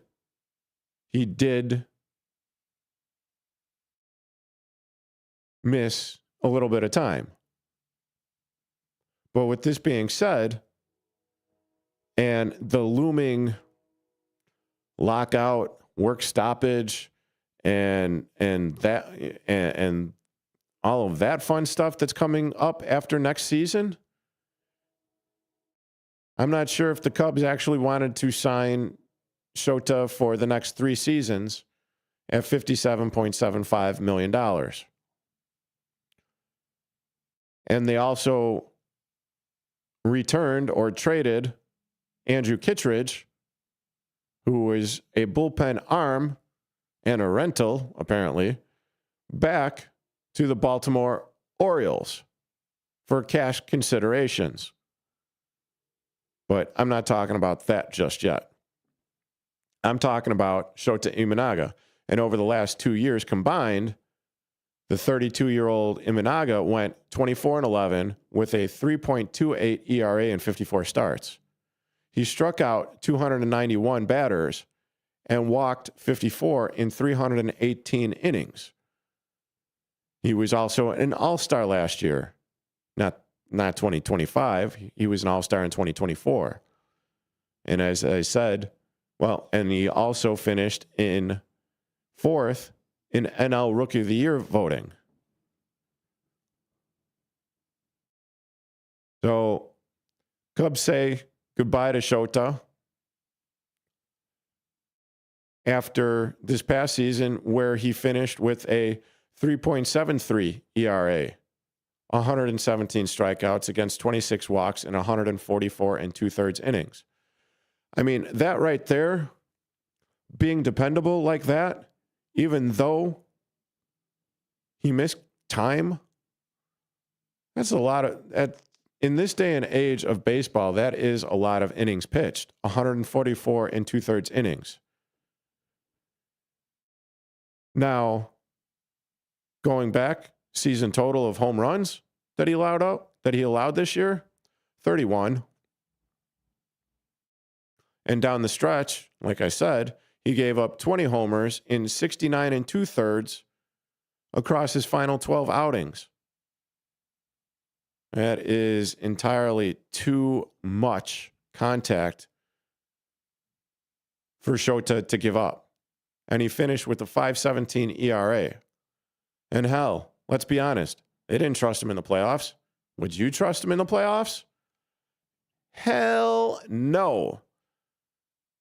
But then I don't think that Craig Counsell, manager for the Chicago Cubs, really did any great service to Shota by starting him in Milwaukee instead of starting him at Wrigley Field with the wind blowing in for that game. What was it? Game 3 or 4. So, yeah, it's going to be interesting going forward on the construction of the starting rotation for the Chicago Cubs. It's going to be interesting going forward. The bullpen aspect of things for the Chicago Cubs. But enough about this. Enough about the sad sacks or whatever for the Chicago Cubs. Chicago Cubs did have some good news this past week where they had 3 of their 6 Gold Glove fielders win the award. I'll expound upon that on the other side. You are currently listening to Derek Geyer, Big Top Sports, WRMN 1410 AM. I am a non-attorney spokesperson representing a team of lawyers who help people that have been injured or wronged. If you've been involved in a serious car, truck, or motorcycle accident or injured at work, you have rights, and you may be entitled to money for your suffering. Don't accept an offer you get from an insurance company until you talk to a lawyer. And we represent some of the best personal injury lawyers you can find. Tough lawyers that will fight to win your case. And they're so good they stake their reputation on it by only getting paid if you win. So if you've been in a serious car, truck, or motorcycle accident or hurt on the job, find out today for free what kind of compensation you may be entitled to. Call the legal helpline right now. 800-257-3148. 800-257-3148. 800-257-3148. That's 800-257-3148. Your ambition just met its match with Robinhood. Trade stocks and ETFs, options, futures, and crypto all on one platform. Get started today at Robinhood.com/yourmoney. Your money, your move. All investments involve risk, including loss of principal. Options, futures, and crypto trading carry significant risk and may not suit all investors. Securities offered through Robinhood Financial LLC, member SIPC. Futures trading is offered by Robinhood Derivatives LLC, not FDIC or SIPC protected. Crypto offered through Robinhood Crypto LLC, NMLS ID 1702840, not FDIC or SIPC protected. Portfolio management offered by Robinhood Strategies, an SEC registered advisor. I know we're at an at-will state, but for making a comment, like, hey, your hair looks good. And then I got a call from HR saying, hey, you know what? You're under investigation. Do I have any recourse? Were you fired? No, not yet. The problem, Eddie, is they can fire you for any reason they want. They literally can wake up in the morning and say, you know what? I'm a little bored this morning. I'll tell you what I'm going to do. I'm going to fire Eddie for no reason.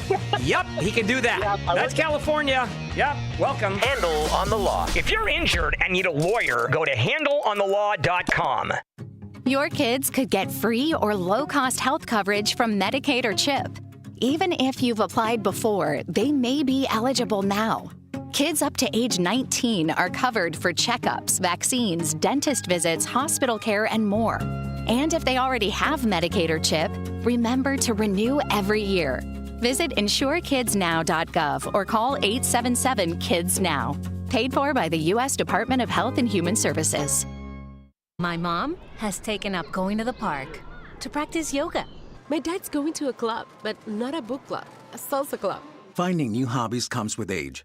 My mom has started getting lost and not knowing where she's going. Becoming lost or disoriented doesn't. Confusion with time or place may be a sign of Alzheimer's. An early diagnosis can help improve the quality of life for your loved one. Learn the warning signs of Alzheimer's at 10signs.org. Brought to you by the Alzheimer's Association and the Ad Council.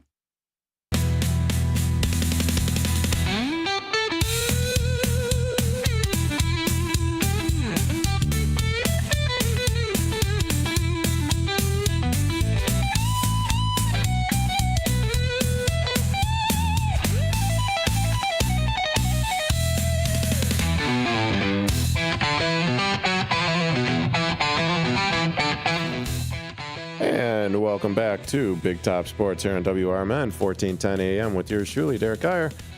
And just to put a pin in this discussion about Shota Imanaga and why the Cubs didn't potentially pick up the club option, why Shota declined the club option. Well, if this is any indication of how things are going to go in the offseason and with the looming work stoppage in 2027 after the 2026 season, this could be a very interesting upcoming baseball season for the Chicago Cubs. I don't know if they're in win it now mode or not, but at the same time, I mean, $15.75 million doesn't seem a whole hell of a lot, but yet I am not paying it. However, there are other more decent options out there as far as starting pitchers. So I'm not exactly sure how I feel about this one way or the other currently. That's all I got to say about that. Moving on to the NL Gold Glove Award winners. Catcher Patrick Bailey of the Giants. He led all backstops this past year with a plus 25 framing last year. Basically, he caught the ball, framed it, strike one. Or he made a ball a strike. That's according to last season with StatCast. And this is also from MLB.com as well. He was also ranked in the top 3% of catchers in caught stealing above average at a plus 8. That is good for 97th percentile in that. He also had one hell of a pop time, which is from the time that he receives the ball to the time that the ball goes down to second base to throw out that base stealer. That pop time is at 1.86 seconds. I can't even finish a sentence in 1.86 seconds because I got that weird tick that I have in talking like I do. And then he also had a 19 DRS, defensive run save, which also led all of the backstops in 2025, which made him a hell of a lot better of a defender than, the Chicago Cubs and their catcher. I mean, he might win the Silver Slugger. I'm not sure. I got to check that out. But moving on. Kyle Kelly. No, not Kyle Kelly. Joe Kelly. I don't know. Now I got to look it up. Now I am in my head. Cubs, catchers. I swear I had it. Carson Kelly. My goodness, I had it right in my head, and then it lost and just right out there. Matt Olson for the Atlanta Braves. He won the first baseman's Gold Glove Award. Not really a surprise there. Second base, Nico Horner. Should have been 3 in a row for Nico. He basically put together one of his best all-around seasons in 2025, posting a 6-point WAR, B WAR, and the highest OPS plus 114 of his career. But that's, you don't really, the B WAR, okay, that's for batting, wins above replacements. But defensively, he was gold caliber all over the place. Second Gold Glove Award. He had outs above replacement of 14, of a plus 14, and defensive runs saved as a plus 17. So Ryan Sandberg, he is up there as far as Gold Glove caliber company at second base. Mason Wynn of the St. Louis Sox Cardinals, he won it, and my goodness, at 23 years and 191 days old on the final day of the 2025 season. And that is pretty amazing considering how old he is. And with the likes of former Gold Glove caliber players at the St. Louis Sox Cardinals have Edgar Renteria in 2002 and 2003, and then Ozzie Smith from 1982 to 1992, and then Dal Maxville in 1968. Third base, Ke'Bryan Hayes, formerly of the Pirates, now on Cincinnati. I pretty much thought that he was going to win this. Too bad, Matt Shaw. You had a hell of a second half of your baseball campaign with the Chicago Cubs. And not any surprise for me in left field, Ian Happ. Happ won his 4th time and for the 4th consecutive year after another, pretty damn good performance out there in left field. I just wish his bat would catch up to his glove. But, this is a consummate professional where the batter's box doesn't get dragged out into the field. He's able to compartmentalize and keep his Smurfy at-bats in check to where it doesn't translate into the field. And then, well, PCA. PCA, not really a surprise because, my goodness, he had one hell of a season this year. He was at a plus 24, offense above outs above average, which tied him with Bobby Witt Jr. I'll get to that in a minute. And then he has basically, he covers 4.4 feet per second on average, and he's got one of the best jumps in the outfield by far. Not really a surprise that he won it. And right field, Fernando Tatis Jr. of the Padres. Well, at least you have that Gold Glove to grace your trophy case there. Too bad, so sad. And then Logan Webb of the Giants. He was the pitcher for that. Moving on to, well, let's see. I'm trying to find the AL. Why can I not find the AL? National League. Oh, that's because I started with the... I went all the way down, and I had absolutely no idea I was going all the way down. Oh, okay. So we've got Dylan Dingler, not to be misconstrued with Dirk Diggler of the Tigers. You know what? I will just continue this on the other side of the bottom of the hour break. I could get a little long-winded talking about this, but something I will mention at the other side when I get done with this, I'm going to delve into the Silver Sluggers, postseason finalists, MVP awards, Cy Young awards, and then I might even talk about Lou Bob, center fielder, who is going to be a lot richer during this upcoming 2026 season for the Chicago White Sox, and his $20 million option that the Sox picked up for next year. A little bit of debate on it, but, either way, one way or the other, it's all right. He's getting paid. Sox aren't paying anyone else, but we'll see. Big Top Sports here on WRMN, 1410 AM. I'm Trey Westerberg on 1410 WRMN Elgin, proudly serving the Fox River Valley.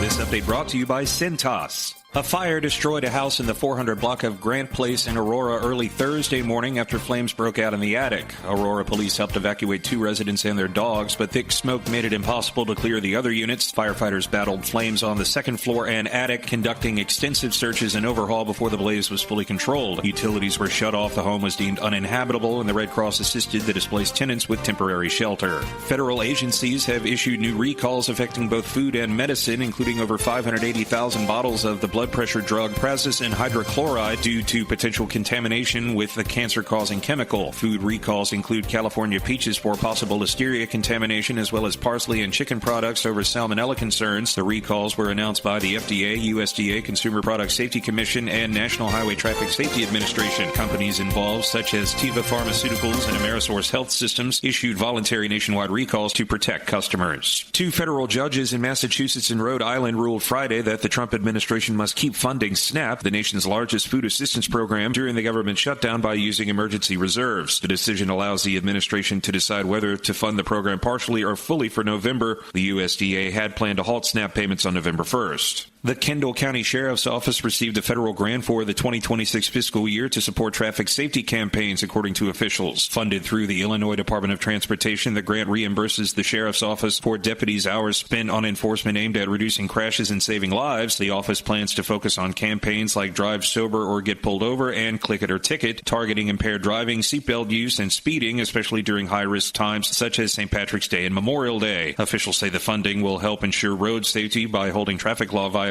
accountable. I'm Trey Westerberg on 1410 WRMN Elgin, proudly serving the Fox River Valley. At Bank of America, we asked our teammates, what makes this company a great place to work? There's very little that you can't accomplish working for Bank of America. If you prove yourself, you can try over in a totally new way. You can learn so much here. You're the owner of your career. See how our teammates are growing in their careers at bankofamerica.com/great place to work.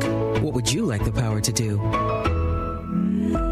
Bank of America, proud to be an equal opportunity employer. Wesley Financial Group is not a law firm, and Chuck McDowell, definitely not an attorney. This is Chuck. Do you feel stupid for buying a timeshare?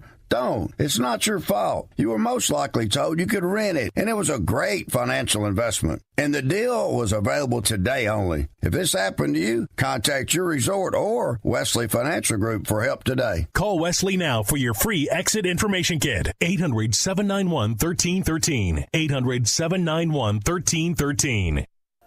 Are you dreaming of a getaway? Want to leave the stress of daily life behind? Whether it's a relaxing cruise or an adventurous land escape, planning the perfect vacation doesn't have to be a hassle.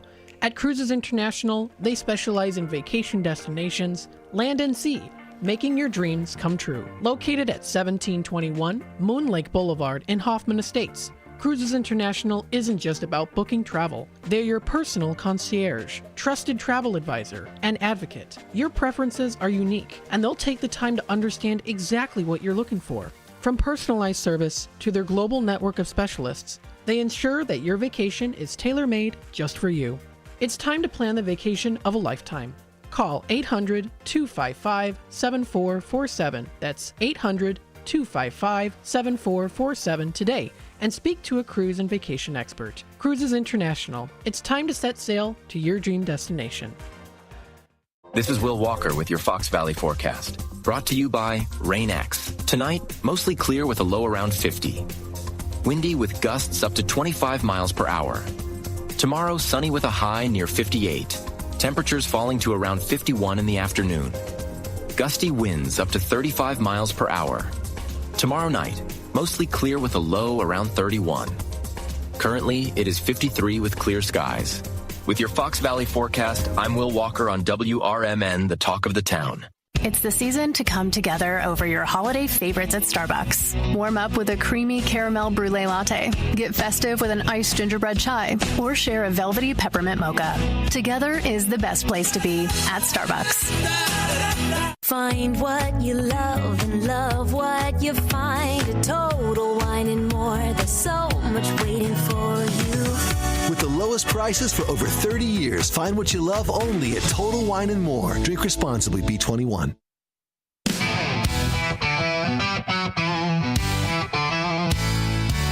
Ladies and gentlemen, step on inside. It's Big Top Sports, your thrilling ride. Big Top Sports, feel the roar. Where the wild games come to score. Guiding the sports band from the heart of Chicagoland. Football frenzy and hoops so high.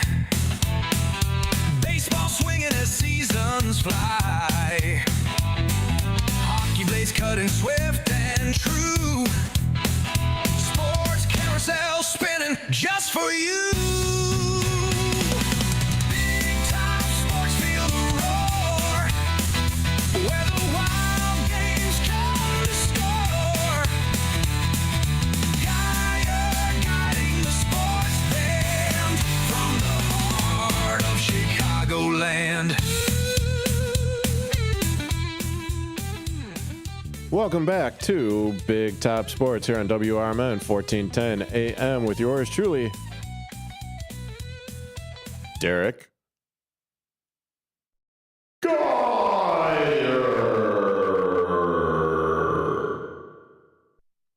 Yep, I did it.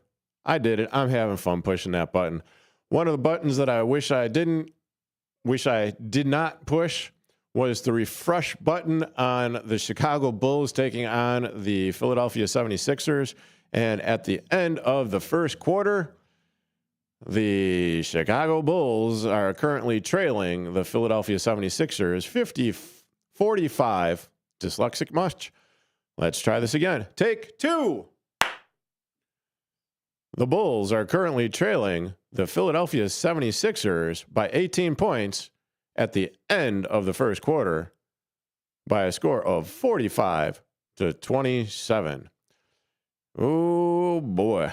Ooh, doggy. Okay. Anyway, moving on back to Gold Glove talk. You got Dylan Dingler, not to be mistaken with Dirk Diggler, of the Detroit Tigers. He won his first Gold Glove there for first full season as a backstop in Detroit. So good for him. He had a hell of a season. Ty France, formerly of the Twins, now in the Blue Jays, first base. He also beat out Vlad Guerrero in winning that as well, but Vlad Guerrero Jr. also won the award back in 2022. Second baseman Marcus Semien, he won it with the Rangers at second base. He had a +7 outs against OAA average, and ranked 92nd in percentile among second basemen in 2025. And that was his second career Gold Glove, winning his first back in 21 with the Jays. Shortstop, no surprise here. Bobby Witt Jr. of the Kansas City Royals. He had a +24, same as PCA. Well, they tied for most outs above average, the OAA. Let's see, going on. Why are you freaking... And then third baseman Mikael Garcia, also of the Royals. So that is a lock. That is a pretty damn good lockdown left side of the infield that the Royals have. And they've already cinched up Bobby Witt Jr. for the next, gazillion years. And as a Gold Glove Award winner, making his first Gold Glove Award winner in 12 years, left side of the field. That is some pretty good defensive play right there. It's the first time that a third baseman and shortstop have won it for either team, either league, going back to when it was done by Manny Machado as a third baseman, and J.J. Hardy won it as a shortstop for the O's back in 2013. Let's see, left fielder Stephen Kwan of the Guardians. 4 seasons, he defensive runs saved by a wide margin with 22, and so that is a good thing to have a defensive run saved by a +22 in there. Center fielder Cedeno Rafala of the Red Sox. He won his first career Gold Glove with Boston.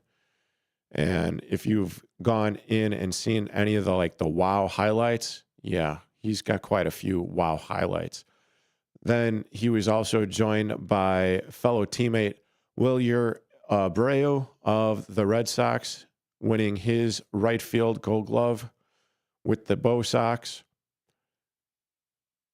And then Max Fried of the Yankees. He is a pitcher for the New York Yankees in the Bronx, winning his Gold Glove there. And utility player Marcio Dubon of the Houston Astros, appearing at 7 positions during the season. Left field, 48 games. Second base, 46. 33 at shortstop.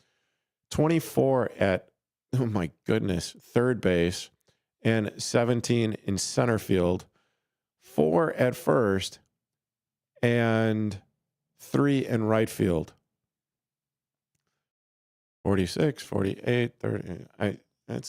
And he played a Smurf ton of games, while he finished with a +20 outs above average. So that is pretty damn good for a utility player. It kind of reminds me of back in the day, although I don't think he won a Gold Glove, was Ben Zobrist when he was playing for the 2015, 2016, 17, Chicago Cubs. And he was absolutely killing it as far as that goes. So good on those guys. Congratulations. And then let me see where, you know what? I'm going to take an early break. And you are currently listening to Big Top Sports here on WRMN 1410 AM. I will come back with the rankings as far as, well, you know what? I think I could do it. Squeeze it in. Most valuable player in the National League. Oh, is it really any surprise that Shohei Ohtani is on the list? DH, starting pitcher. Kyle Schwarber, DH for the Philadelphia Phillies. Then you also have Juan Soto, right fielder for the Mets. I'd be very surprised if anyone aside from Shohei would be winning this, because my goodness, he's just an absolute, well, he's a unicorn.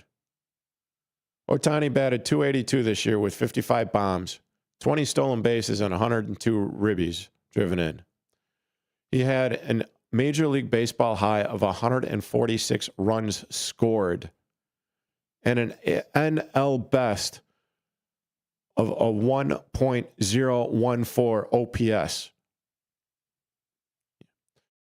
That alone should cinch it and clinch it for the most valuable player award. But then he also, because he was, he suffered from Tommy John surgery, right? Part of the reason why the LA Dodgers were so dominant in the playoffs. Well, he came back and he pitched the last quarter of the season for the Los Angeles Dodgers, making 14 starts, pitching 47 innings, striking out 62 guys in those 47 innings. Oh, yeah, and he also had a 2.87 ERA. If that doesn't scream NL MVP, I don't know what does. But then you also have Schwarber. I'm looking at it, and he's only a DH. He only hit one more homer than Shohei Ohtani did. Yes, he did lead the majors with 132 runs batted in, which are 132. Where are we? Which are 30 more than Ohtani. But yet, I mean, is there really a comparison here? He doesn't have the high on base percentage or the high OPS, but over the last couple of years, 4 seasons, wish the Cubs still had him, he's jacked 187 home runs, and that's most by any National League player. Excuse me. And then there's Juan Soto, right fielder for the New York Mets. I guess. But really, it's much to do about nothing here. Soto had 43 home runs. He had 38 stolen bases.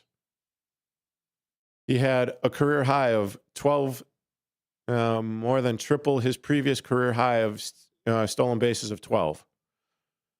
So he upped that by 3 times with 38. He also finished with 105 RBIs, 120 runs scored, a major league leading 127 walks, and an NL best .396 on base percentage. So yeah, teams were afraid to pitch to him, and it shows in that OBP.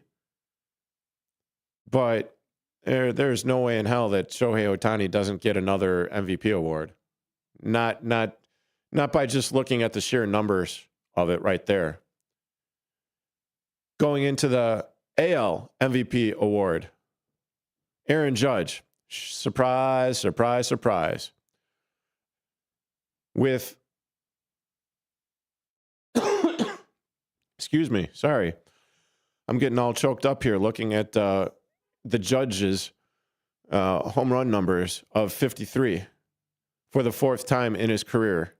He led the AL in runs with 137, with walks at 124, and was the major league leader in all three slash stats. Slash stats, you ask? Average, batting average at 331, OPS 457. Combine the two, and he's got a 688 OPS. On base percentage, no. Well, regardless, it's high. He also topped Major League Baseball in both Baseball Reference at a 9.7 and Fangraphs at 10.1. Their versions of wins above replacement. I just don't see how anyone's going to beat him. Unless you're talking maybe Cal Raleigh, catcher of the Mariners, who had one hell of a season, leading all of baseball with 60 homers this year.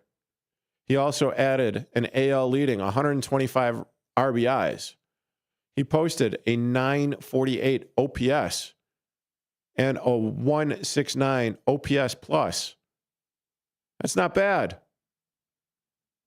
And then to add in that he caught over 1,000 innings of baseball this year, providing plus defense behind the plate. And Raleigh also, not that this should really matter or anything, but he also shattered the previous records for home runs by a catcher and a switch hitter by hitting 60 home runs, and was instrumental in Seattle winning its first division title since 2001. Yeah, but it's not a World Series, is it? They should have been in the World Series. Well, maybe. I digress on that one. It's like, but whatever. So, yeah, I just don't see the stats here are the stats.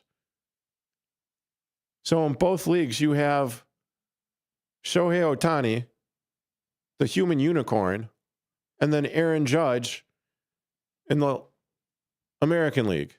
Ain't no way in hell that either one of those guys don't win their respective MVPs for National and American League. I just don't understand that.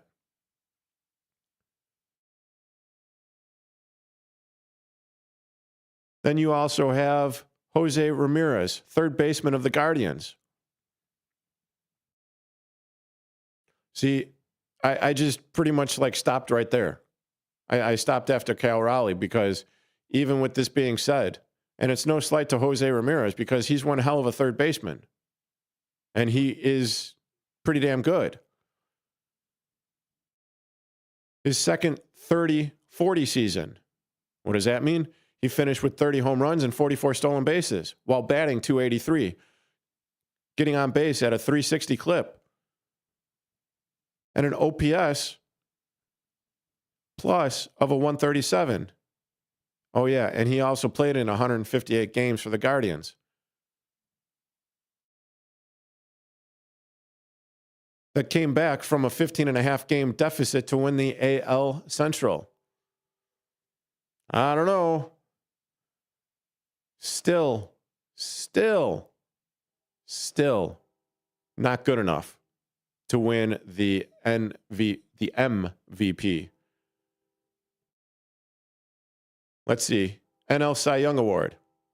Christopher Sanchez, left-handed pitcher for the Phillies. 13-5 with a 2.50 ERA, 212 strikeouts in 202 innings. That's pretty damn good. Then you've got Paul Skeens, right-handed pitcher for the Pittsburgh Sox Pirates. Pretty much like the only reason why you want to go to a Pittsburgh Pirates game, quite honestly. And then he was Rookie of the Year last year and maybe Cy Young Award winner for this year. MLB ERA crown this season with a 1.97 ERA. The first time that a pitcher will qualify for this with an ERA under a 2 since Justin Verlander did it back in 2022. Cubs. Yeah, but he's past his prime, right? Skeens also collected 216 strikeouts, tied for second most in the NL.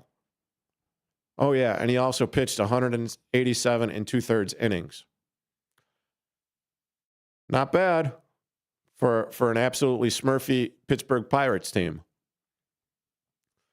Then you also have Yoshinobu Yamamoto. I just love saying Yamamoto right there. The 2025 World Series MVP.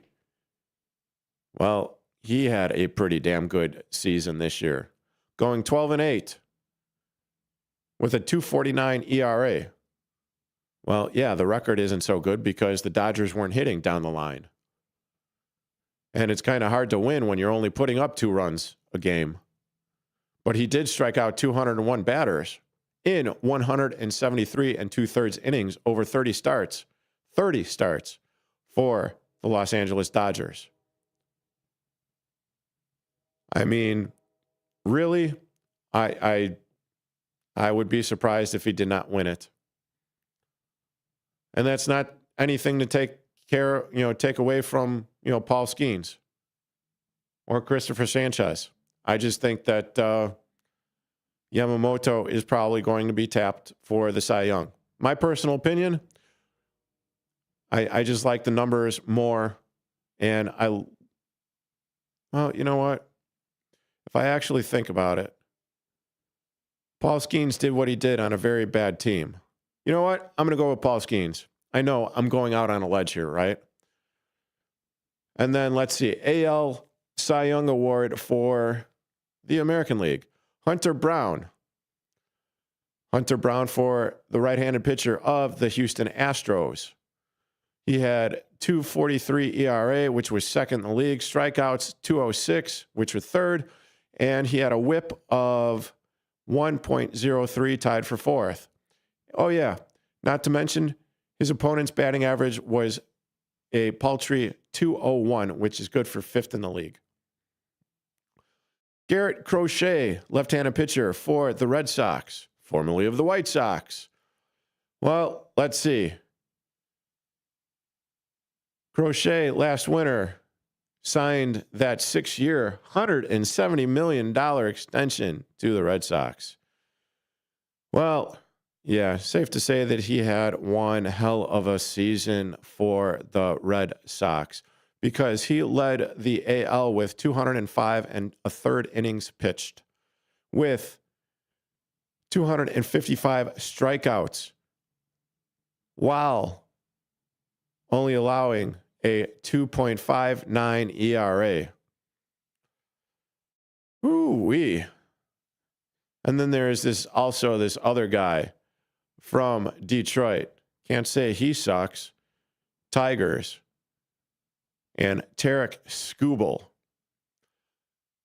I mean, that's all you heard down the stretch was Tarek Skubal, the stopper for the Detroit Tigers when they were in an absolute tailspin. But they still managed to make the playoffs. Large majority of it was because of, this ace. And the Chicago Cubs had the displeasure of seeing him on the mound pitching against them this season. But he won the Cy Young Award season last year. What does he do for an encore? Oh, let me tell you. He had a 2.21 ERA. His whip was at a 0.89. That's pretty damn impressive. He had a K to walk ratio of a 7.30.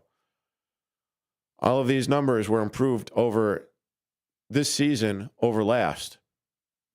Oh, yeah, by the way, he also threw 195 and a third innings and recorded more than 241 strikeouts on this year. I got to say, despite very impressive seasons by Hunter Brown and Garrett Crochet, I don't think there's a snowball's chance in Hades that he doesn't win this Cy Young award in back-to-back seasons, which would make him the first back-to-back winner since Pedro Martinez did it all the way back in 1999 to 2000. That's a while ago. And as the young whippersnappers would call it, all the way back in the late 1900s. Get off my lawn with that. Oh, that song right there denotes the Big Top Sports with yours truly is coming to an end on this Topsy-Turvy Tuesday. Joining me in studio, unless unforeseen circumstances happen, will be Bob Mariner, and we'll be talking about the NASCAR series and who won it. Not you, Siri. No. Not you, Siri. Siri, hang up. But anyways, I'm Derek Geyer. You're listening to Big Top Sports here on WRMN 1410 AM. At Britain's Touchless Car Wash, they know life gets busy. That's why they're here.